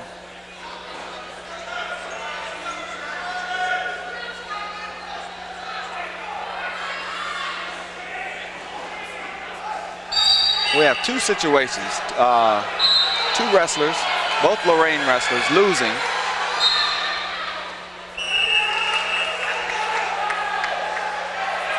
And the matches are both well within the reach. Robinson, however, is getting put towards his back right now as we speak with 8 seconds left. So, barring a miracle, his season is going to be over with. And that's the end of the match between Robinson and Rushdie. Rushdie's going to get 3 points for near fall. Not enough, as Robinson winds up with 9, Rushdie with 7. Mike Robinson will be the victor in that 152-pound category. He'll continue on in the loser's bracket. Wow, that was the first time I ever seen a Saint not be the Saint on the scoreboard. I thought Mike Robinson had lost the match. He actually won it. Yes, he did. Wow. Sorry there, Mikey. So his season continues. Yes, it does. And the beat goes on. And the beat goes on right Wonderful. there in mat number 2. Matt Petz of Lakewood, Scott Griffith of Admiral King. We've got 1 minute remaining in the third and final period. And Griffith is down by 2 with 55 seconds left. This match is well within his reach. You've got a stalling call against the Lakewood wrestler, which is good, because one more stalling call against that wrestler, and that's 1 more point for Griffin. Griffin right now needs to just keep pushing him. Put pressure on him. And don't take a shot without setting up a shot.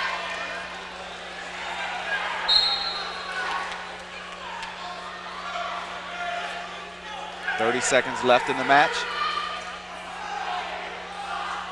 There's a shot. Single leg. Griffin needs to pull him in bounds. Both wrestlers are out of bounds. They're both on their feet.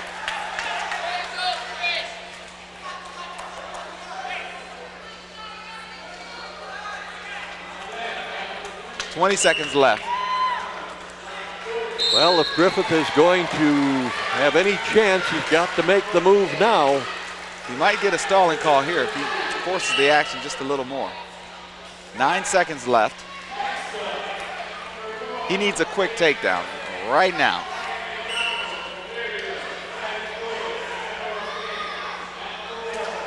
A stalling call, 1 point. And time runs out. The final score, 6-5. 6-5. Matt Petz of Lakewood defeating Scott Griffith of Admiral King by 1 point. That will end Scott Griffith's opportunities as a senior. Wrestling for Admiral King.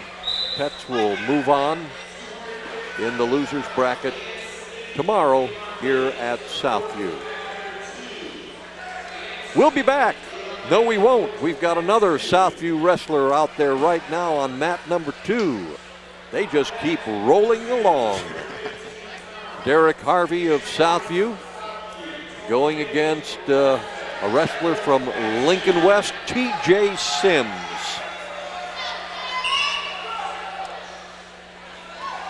Derek Harvey and TJ Sims. This is the 171-pound category. It's a short Derek drag. Harvey with a quick 2 points.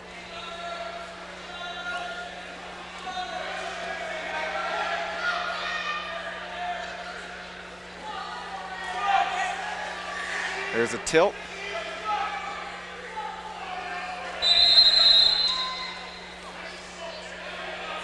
Is he gonna lock up that cradle? There it is. That might be a pin. He's got 20 seconds to lock it in there.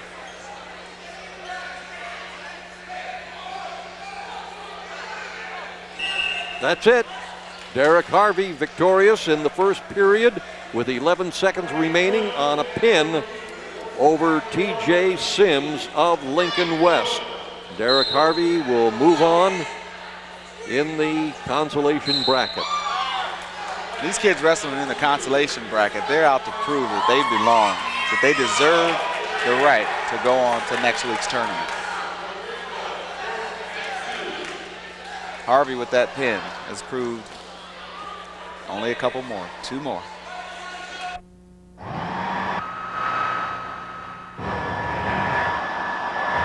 It might not be easy to talk to kids today, especially about marijuana.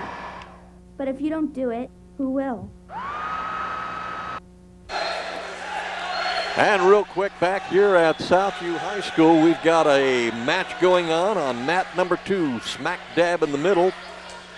And we have from Southview, Rodney Tolt, or Kanan Watson. Kanan Watson, I'm sorry, Kanan Watson. And he is going against the wrestler from North Olmsted, Tony Waken, or Waken. Tony Waken. And a quick 2-point takedown for Kanan.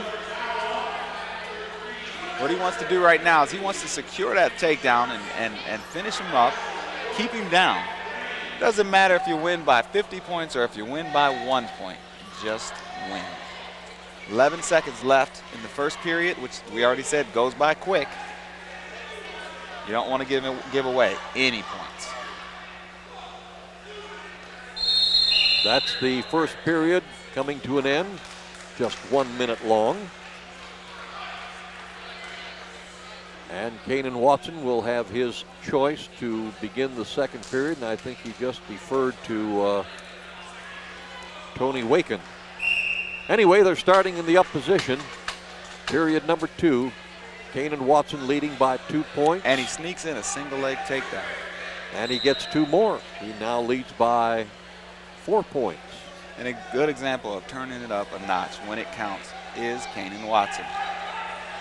He's definitely wrestling like a madman.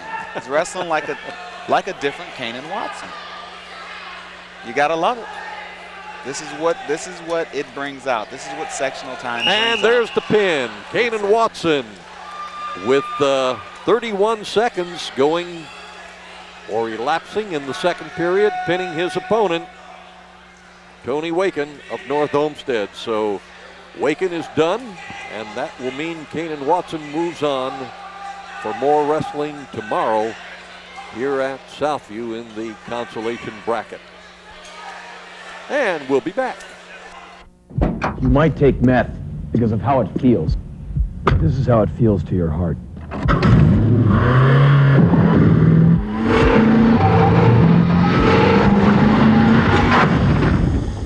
The only difference is you can't rebuild a heart.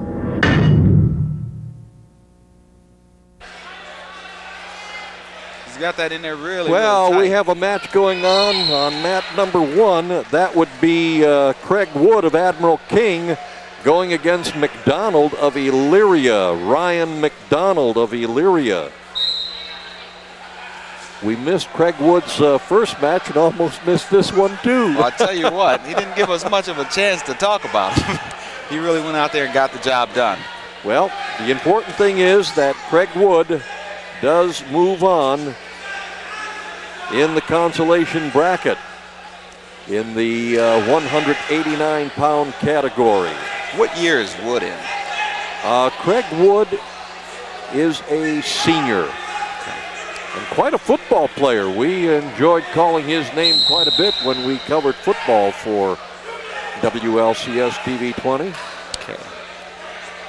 What number was he? Was he number 40? Was he a running back? He did some running back. He did some receiving. Yes, indeed. Football and wrestling go hand in hand. Well, we'll be back right after this timeout. Hi, I'm Michael McDonald. Music opens up our minds in so many ways. Research shows that studying music helps us do better in other subjects. Don't let it disappear from our schools and our lives. To learn how, visit www.amc-music.org.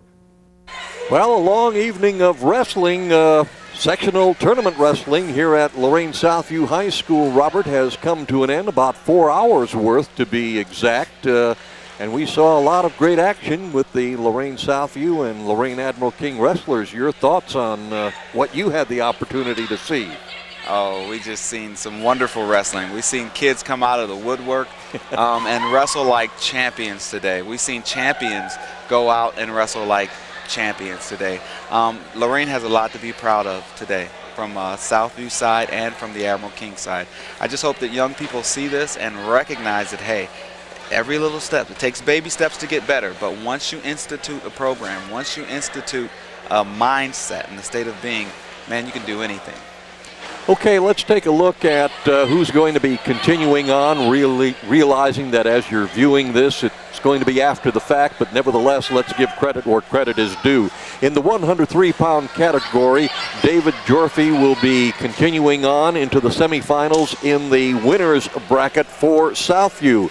In the 112-pound category, in the consolation bracket, Chris Deskins will continue on, and Lorain Admiral King's Roberto De Jesus will continue on into further wrestling action tomorrow, Saturday, here at Southview. In the 119-pound category, Southview's Frankie Mikado will be in the semifinals in the winner's bracket, and Admiral King's Darnell Ford will continue on in the 119-pound category in the consolation bracket. In the 135-pound bracket, there will be no wrestlers from King or Southview. In the 125-pound category, it will be Darren Williams of Admiral King and Dominic Mason of Southview moving on in the consolation bracket. Both those wrestlers, that's at 125. In the 130-pound category, Nick Carrion of Admiral King will move on in the consolation bracket. In the 140-pound category, Rich Robinson of Southview moves on for further action in the consolation bracket. In the 145-pound category, Dominic Jones of Southview moves on in the winner's bracket, or in the winner's bracket in the semifinals. Sure. In the 152-pound category, it will be Mike Robinson of Southview moving on in the consolation bracket. In the 160-pound category, Southview's Matt Finley will move on in the semifinals of the winner's bracket. Scott Griffith will move on in the semifinals of the consolation bracket.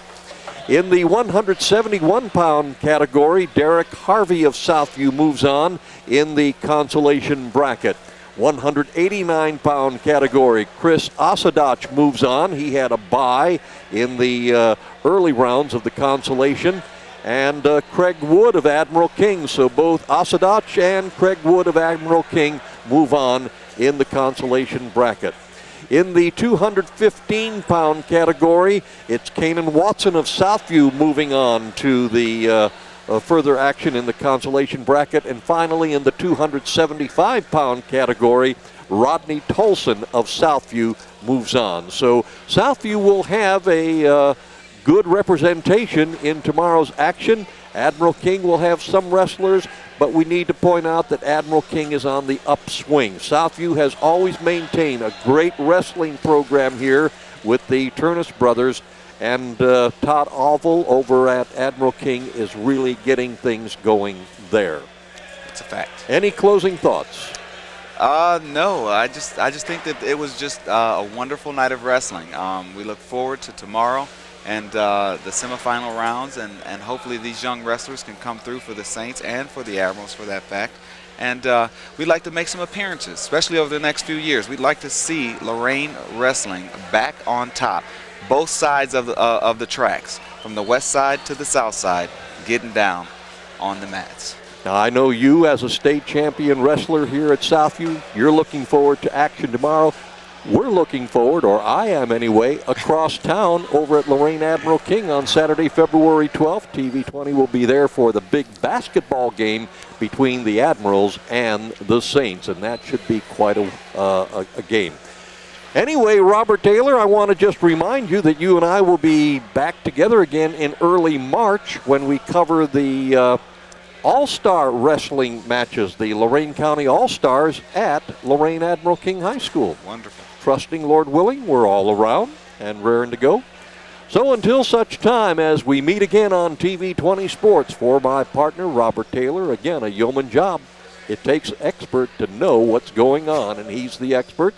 For our cameraman, producer, and director Joe Bach, an expert in his own realm, I'm Ron Bakalar. Good night, everyone. This has been a production of Lorain City Schools TV20 WLCS.